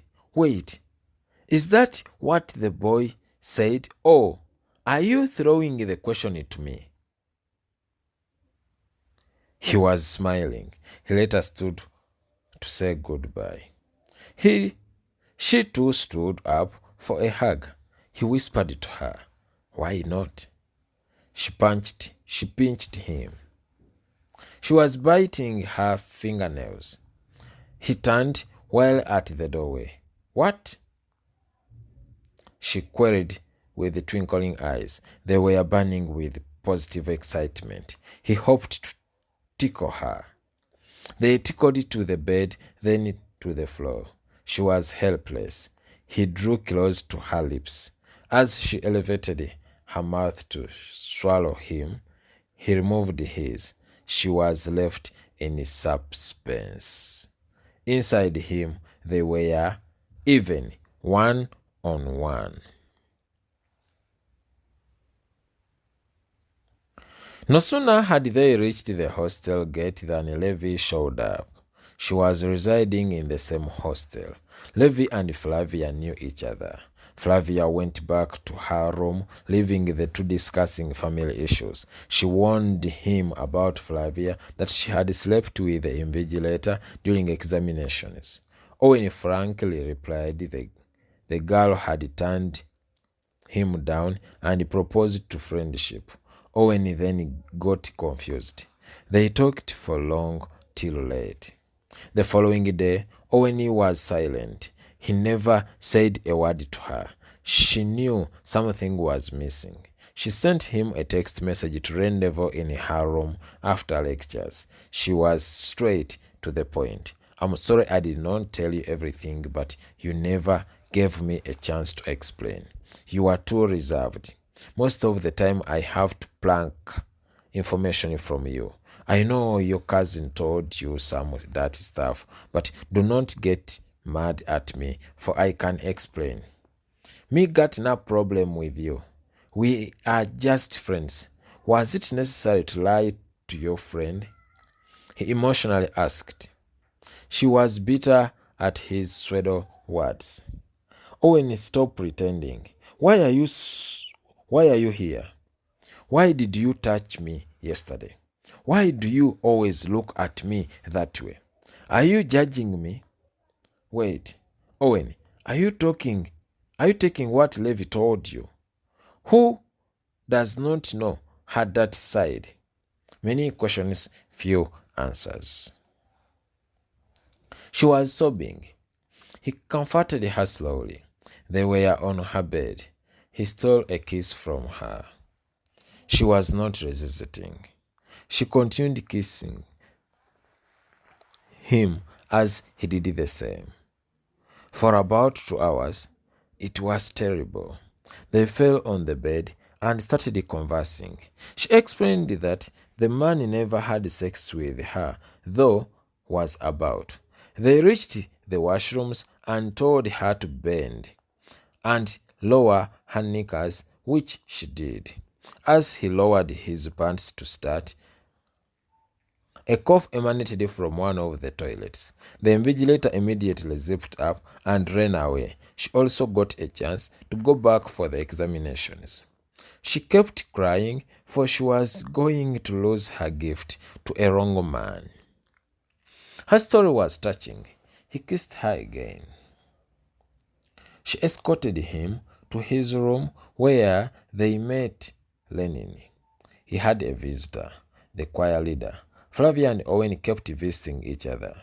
Although many went to the chapel for spiritual rejuvenation, many went to get spouses. Others went for spiritual motives and ended up falling in love. The chapel was never wicked, as onlookers judged. It was a few lost sheep. Actually, the chapel was the right place for whoever felt hopeless, abandoned, betrayed, lonely, and checked, for that was the reason for the coming of the Son of God. Whoever went to the chapel never remained the same. Chapter 18. The Tea Party. The academic year was coming to an end. There was no doubt Levi was not going to graduate. She did not participate. Many colleges and schools had organized their own dinners. They booked hotels, beaches in the city. It was fabulous. Organizers gained a lot as they charged highly. The Gutamble concentrated on their books. They saw no reason for celebrating upon finishing campus, yet they were not sure of their fate. Maybe they did not have money to cater for their dinner. By the way, Thunder had millions of money on his account. Owen had a functioning business in town, open during weekends only. He could have enough upkeep. Zwed had acres of Irish potatoes in his village that could facilitate him. They just wanted a degree to go for their businesses. They had formed a saving group named Gutamble and started a non-government organization to curb the school dropout rate in the country. This took much of their time. Instead of partying, Flavia was so religious that celebrated with the church. The Gutamble friends were later joined by members of their saving group and threw a tea party. They cracked their jokes as usual. Lenin was there with their choir leader. These were still continuing students, though part of Gutamble saving group. V8 coupled with Thunder. Zwed was with Levi. She had been invited by Owen. Kamfi was with Memphis. Levi had called Sarah, Dumba, and Nawangwe. They were there too. Balunywa was with Galen.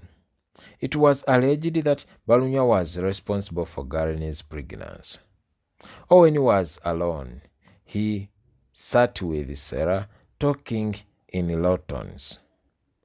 The two knew each other. Many of Levi's friends knew about Owen but had never seen him. He had also heard about them. Flavia had not come. Kamfi had confronted her that she was playing the three Gutamble boys. She had met with her with Thunder walking one. She had met her with Thunder walking one weekend when Owen was away.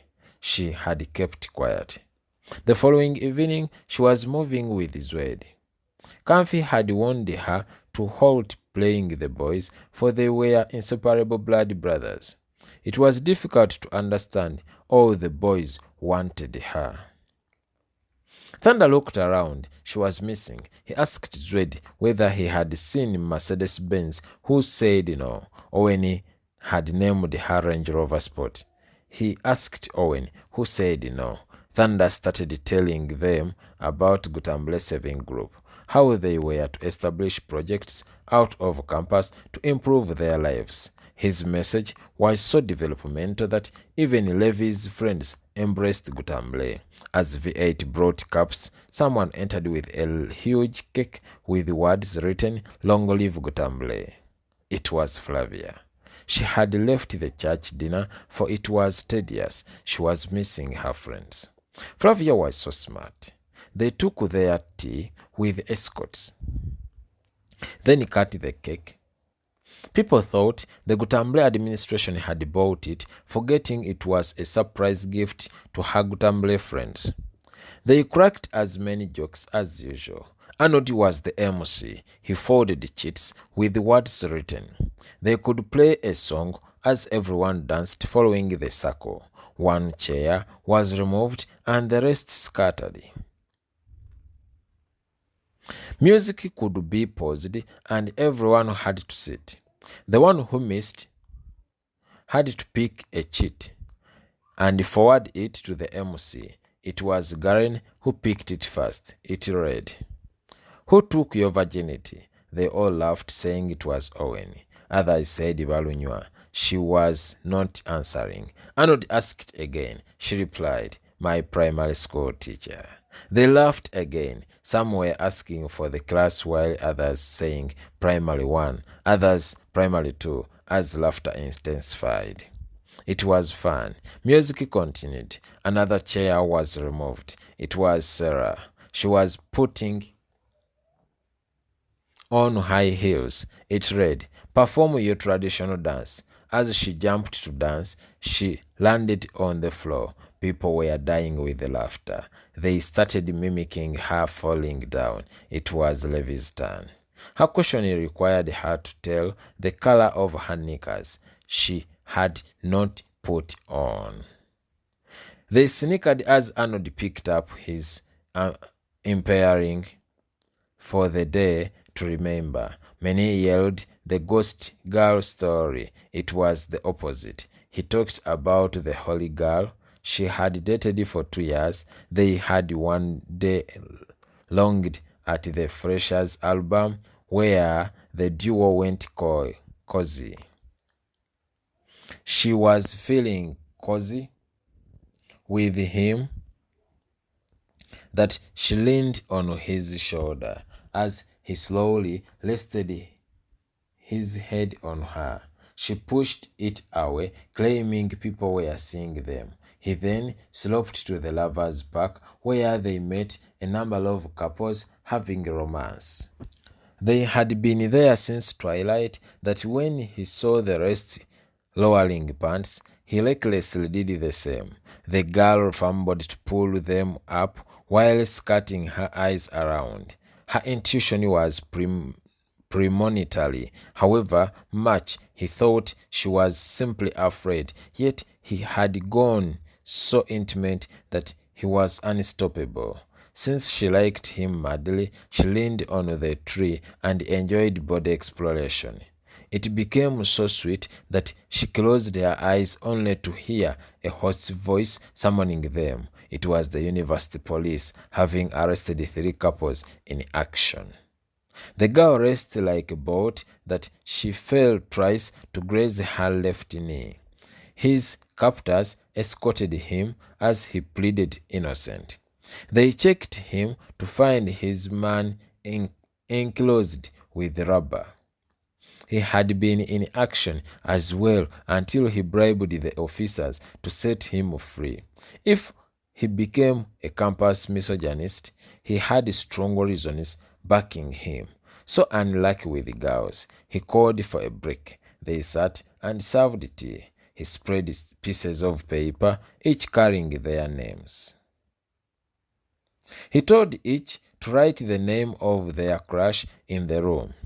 After handing in, he read each to come out and dance with their crush for a minute. Those who wrote wrong crushes were coiling. Sarah wrote Dumba. He was Levi's ex. They came out while others were clapping. Dumba had written V8, Thunder's girl. Thunder felt dying. Dumba squeezed the girl like yellow bananas. Zwed had written Flavia. Kampf shouted that she knew Zwed crushed on her in actual sense.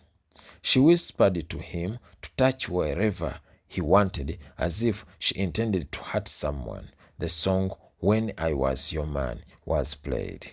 To Owen, she was dancing with another man. Memphis had written Levy. They had their secret right from the strike. Kampfi was complaining. She called him a womanizer. Nawang wrote Memphis.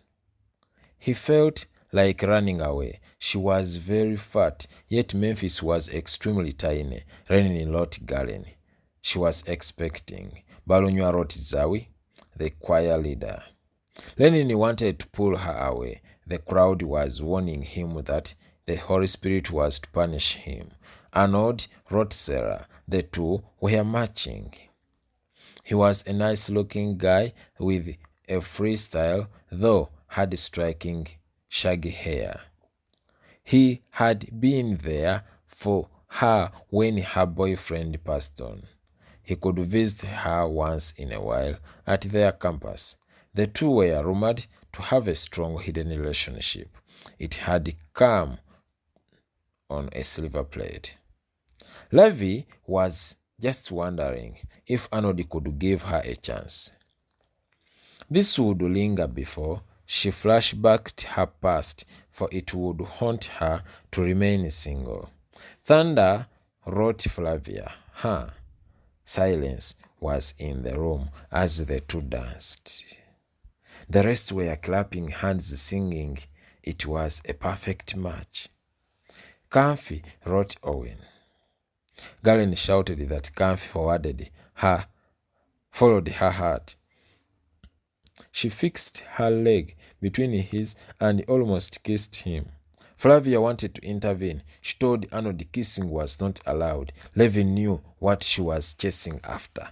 Kampfi went and whispered to Flavia that she could not take them all. Levi wrote Zwed. She knew how to shake her body. She showed him what he always missed while in the library. V8 wrote Owen. Zwed whispered to Thunder that the two had a secret behind. He added they were cheating silently. V8 fell on him as if they were real lovers. Flavia wrote Thunder. This was a perfect crush. Each had written the other's name. They were dancing again. Owen became suspicious. He wondered why she never wrote him. They had been seeing each other for some time. Owen wrote Nawangwe, the fattest. As they danced, she accidentally fell on him to roll on the floor. Flavia rushed to rescue them. The girl was so heavy. Garen wrote Balunywa. People were calling him daddy of the baby, while Zawi wrote Lenin. This was known. It was such an emotional exercise. Arnold warned it was just fun.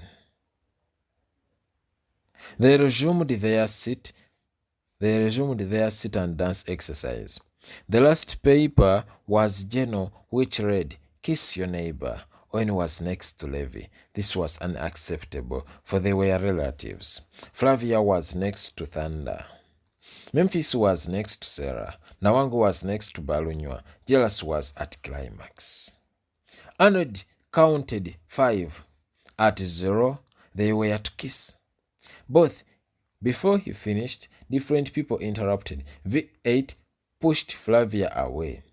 Owen and Levi were laughing. They continued shouting Gutamble. It was such a fantastic evening. They wished to have a tea party again. They went singing Gutamble. The following day, Kamfi asked V8 why she felt jealous for a guy she never loved from her heart. She insisted that she never wanted it to see Thunder with a pretty girl, for he would dump her, yet she still enjoyed his privileges. V8 also nailed her that she was yearning for Owen. Kamfi also retaliated that V8 liked him too. She explained that the other one was fun and not interested in him. She added that she had feelings for him, but Owen overloved Cairo, so she gave up. Kamfi added that Owen was fake. He was not functioning, for he had failed to take a step on her and Garen. That evening, she went to the library. They were seated reading as usual. Flavia sat with Thunder. V8 ordered Thunder in front of Flavia to get her a chair, which sounded humiliating. Chapter 19. The Finalist Dinner. She wanted to show Flavia she was in charge. He brought her a chair, then discussed till late evening. Zwed escorted Flavia that night. He wanted to know whether she was in a relationship with Thunder or Owen, who replied the two were younger boys, and if they had any intentions of dating her, they were pressing wrong keys. He then expressed what he felt. Flavia, it was me wanting you first, but Thunder acted that way. The fact is I need you from Alpha to Omega. At times I envy Thunder, for you give him much time. However, Owen makes me jealous because he does not give you attention, but you do. The way your eyes communicate depicts a hidden secret. Flavia, take it from me. Owen is still in love with Cairo and cannot cheat. Let me be your man.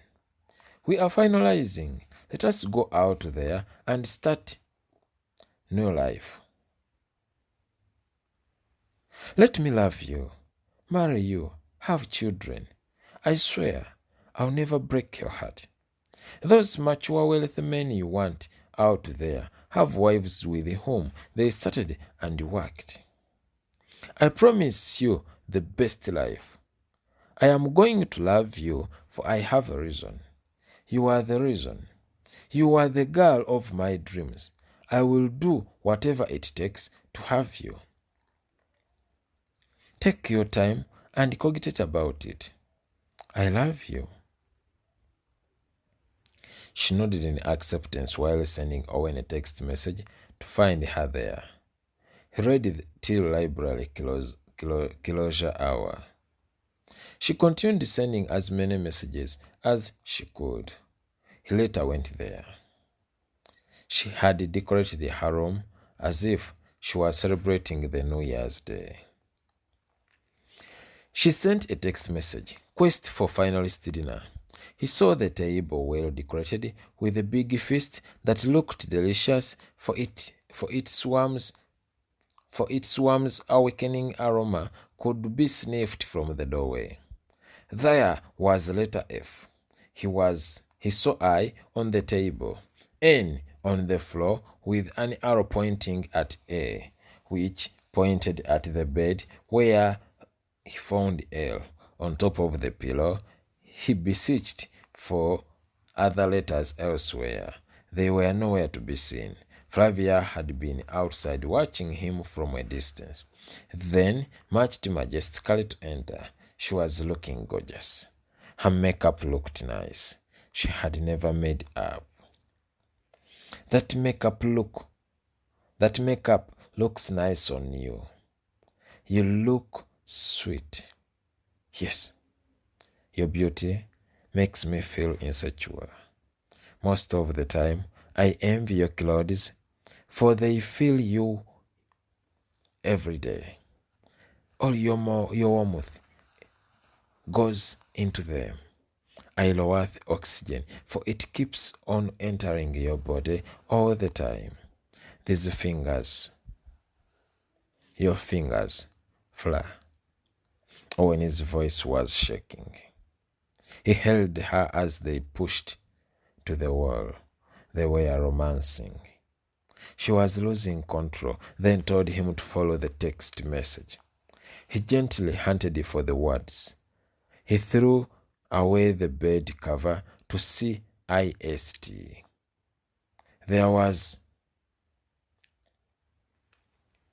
one word remaining: dinner. The mind brought aliment. He ate it all, but could not see the word. He was now satisfied as she chuckled. He searched the whole house and never saw the word. He was yet to give up. Then he went to tell her from the bed where she lay facing the roof. He gazed at her steadily. She was smiling. He promptly jumped onto her. They were tickling each other. He focused on her clothes and saw letter D. He knew the rest of the letters were on her. He searched for them. He asked what he was doing, to which he answered, searching. He finally landed on them. Inner was written on the last cloth below her waist, visible to her crotch. It was very slow, sweet, and perfect. She was a virgin. Silence killed the room for over an hour. Intimate looks only as they were awestruck. They went for a shower. He offered to scrub her using his fingers as she closed her eyes, for she was feeling every touch deep inside her veins. They gazed at each other while in Adam's suit, gallons of amylase secreted, swallowed in microseconds. As she partially called his name away, he just penetrated her lips with his as they slid on the walls of the bathroom. It happened again. She sent for more food. They took their finalist dinner again while jazzing. She started. So, when I told you I knew no man, what did you think? I knew you were telling the truth, though surprised. You did not look to be. I believed you, for no one can tell the truth about someone beyond themselves. Only the right person gives the right information, and once they choose to conceal it, they have a better reason. Owen replied. He stared at her. She was stealing peeps at him. She could not explain this feeling. She could not tell why, of all people, it was Owen. Many girls had kept themselves intact. They had never seen any men. It cannot be ruled out that good people with a high level of intellectualism and integrity existed at campus. Many never indulged in this Misiquity. She asked, "What makes you special? Why do girls like you?" Do you know I never thought of having a guy who does not have a house or car? I have always turned them down. Can you imagine I turned down the governor's son, yet he had a mansion, a better house, everything? Actually, I have always turned down men with everything I need. Seriously, I do not know anything about you. Why did I do it? He was smiling. He had similar questions. She asked him to talk about Cairo. He was hesitant. Ultimately, he intoned, "When I met her, I knew she was the girl of my life. I knew I would marry her. That was my plan. She shaped my attitude. I ignored all girls who loved me, for I was contented with her. Maybe I changed. She did more. Our separation was predictable. We could spend a week without talking, yet in a relationship, communication is a stronger pillar. I grew suspicious about her ways. We had been together for long, thus any changes in her behavior would weigh heavily before me. I saw her leaving me. I was beginning to get hurt. Fleur, we are not meant to get hurt. I checked her. That is when I realized that I loved her. I started shaking. I became helpless and fell sick. I tried to call her back, but she had gone. I knew she had gone forever. I knelt down for her several times. Cairo refused to turn back. While still pleading for her, she gave a reason why we were not meant to be together. I saw the other side of her. She was too proud to be with me. Actually, she was arrogant. I was yearning for the high school Cairo who was simple and down to earth, not the campus snob Cairo who was highly rated. She said amen. Yes, the rest would say it, but not her. I knew we were walking on different roads. I chose not to love again till I build my own house and buy my own car. Cairo deserved a better guy with whatever she needed. 2 weeks later, she said she had someone. This proved my suspicions. I loved her so much that I always wished her a man who could make her the happiest. I believe her behavioral change was because of age. Maybe she was fed up of me. Time comes when you are tired of the relationship and you want to end it. It's very normal. It's very right to let go of someone when you love them no more. Many girls want to settle at 23, and I believe this is when they come to their senses. At 24, they worry about the future husband, and many here courtship non-selectively. At 25, many reduce their priorities to almost zero, which pushes them to despair. Many end up with men they never thought of even nearing. They marry them not because they love them, but because they are the only ones available and ready to take them.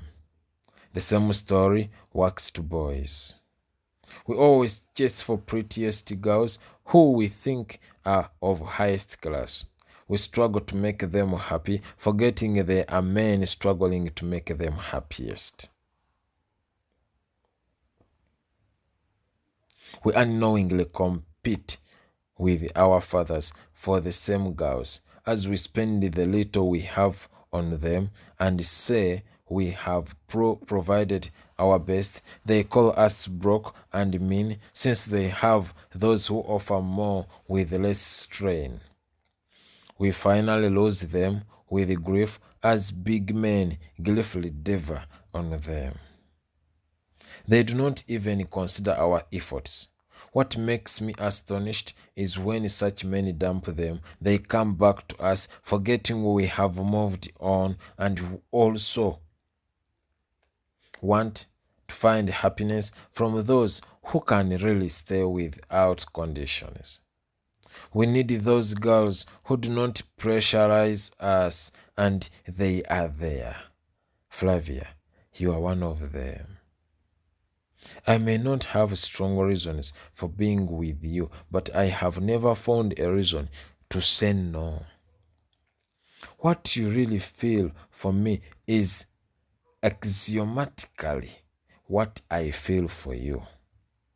The first day I saw you, I knew you were the one, but never told you, and I have never told you. As these so-called class girls fall, at times, many have had several abortions. Others have children. Others with incurable diseases. When some fail to have a safe landing, they end up in prostitution. Have you ever seen any ugly prostitute? However, some seem to have reformed for better. It's difficult to con a guy who has finished campus, for they already know every trick a girl can use. I think it's not necessary to beat around the bush when interested in someone, for they already know. It's better for someone to straight away say, Flavia, I'm Owen and interested in you. Take your time and think about it. She took a deep breath and said, I didn't know that you were so biased like that. It's not necessarily true. You made research, but a lot is missing. What I know, when it comes to relationships, God has the final answer. Let's keep doing our best, then leave the rest to God, for He knows beyond us. He looked to have been defeated and said, well, I'm not saying all high-class so-called corporate girls have sugar daddies. Many have high-class so-called corporate boyfriends, and these deserve each other. Besides, some girls overrate themselves and end up meeting high-class people. Some men end up marrying these girls. We have seen it happen. Maybe I overreacted. At times, boys always live pseudo life because they want to please their girls. I have seen many selling off everything to cater for girlfriends' wants. After all, they are the same. Owen, stop it. Girls are not the same. Those things of age do not work as you think. We have seen many girls marrying at 18, 19, 20 and settle in marriage. We have also seen those marrying after 23, failing in marriage. It is about understanding each other, loving and respect. If girls are the same, why didn't you sleep with the Kamfi after kissing her? Hey, you think I do not know? By the way, did you have to kiss her after kissing me? Oh God, campus boys are boys indeed. You guys are so naughty. I wonder how I even ended up seeing you. As if something made me blind. Owen was laughing. You said God has the final decision. Whatever happens, happens for a reason. Tell me about your guy you said is abroad. She explained that she never had a guy abroad. She just wanted to detach herself from thunder. Chapter 20. 3 degrees at a go. Whichever has a beginning has an ending. The 3 years had come to sunset. Some courses took 4, while others 5 years. Examinations were done. Results were out. The results, fever was as inevitable as death. One who could receive results from phone and doubt. They could travel kilometers to campus to see them themselves. The tragedy came with the filling clearance forms. One was required to get a signature from the university hospital, the warden from the hall of attachment, the college bursar, the university bursar, the college registrar, and many others. Many students could clear before seeing their results. This time Zwed had detached himself from Gutambule, yet he was one of the directors. When the results were displayed, Thunder had passed. He never had any paper to retake. His degree was honors. Owen had as well passed. Zwed had lost one course unit. Owen tried to contact him to see whether they could use Garini's window. He never picked. Kamfi was not to graduate. Dumba, Levi had to repeat, while Sarah, Paula, Nawangwe, Balunywa, Anod, Memphis graduated. Kamfi and Memphis carried on their relationship steadily. Kamfi realized Memphis was a calm guy. She introduced him to the parents where Owen was the best man and continued with life. Their love grew stronger every day that passed. Flavia went abroad. She never attended the official graduation. She left Owen alone. Garen finally graduated. She had a husband, a baby boy, and her results at once. In short, she had 3 degrees at a go. It was such a memorable day. She recalled those who had traumatized her about her pregnancy and retakes. Many never graduated. She had created a WhatsApp group. They had created a WhatsApp group named Team Graduation. They never involved those with retakes. The group creator was the first to leave. He had failed one course unit. They left the group one by one till it was no more. None of them graduated that year. Students could victimize those who failed some course units as if they were murderers, yet they needed support, for it was not over. Some students never graduated because of missing examination results in the university database, yet had passed. It was very common for one's name to miss on the graduation list. The solution was to keep monitoring the results from different lecturers to the faculty dean of students to the registrar till all course units were there and uploaded before the final graduation list was out. Secondary school teachers always counseled students that campus was a walkover. This was debatable, for they had passed through the Ssemyalo system. Why would they release such a statement? Maybe they wanted the students to read harder, expecting no more reading after that level. This was meant to boost morale. However, some courses were so easy that students got A's. It was easy to have first class in some courses, while getting second class upper in some courses was a tug of war. Time came when the class of the degree did not matter to some students. What they cared about was graduating, saying there was no bad win. It was hard to get admitted to the university. It was harder to survive at the university. It was the hardest to leave the university with a degree. I repeat, the hardest thing was leaving the university with a degree. Many students started the course, but few succeeded in it. There were many reasons. However, perseverance and determination were paramount. It was a matter of knowing who someone was, being real and survive. The best thing was concentrating on what had taken one there. However, Levi and friends never blamed themselves for their mistakes. To them, it was fine to make them while at campus, such that when they got out, they could make no more. To Owen, it was a trek to remember, for he learned a lot. He had a mentality of not dating a fellow campuser, thinking they were unfaithful. liars, and disrespectful till he met Flavia. Calfee wanted a lot from men, but ended with Memphis fueling the relationship more than him.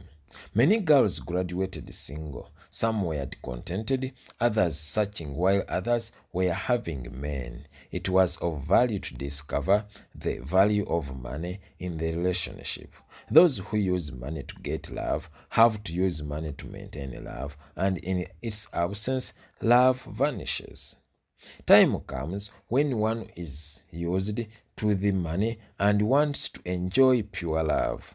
That is why many run to people others think they do not deserve. In the other epoch, a shepherd's wife eloped with a chapati vendor. They had fallen in unconditional love. Once one who puts conditions in love, predict no happiness, run and never look back. Always remember, education remains a key to civilization.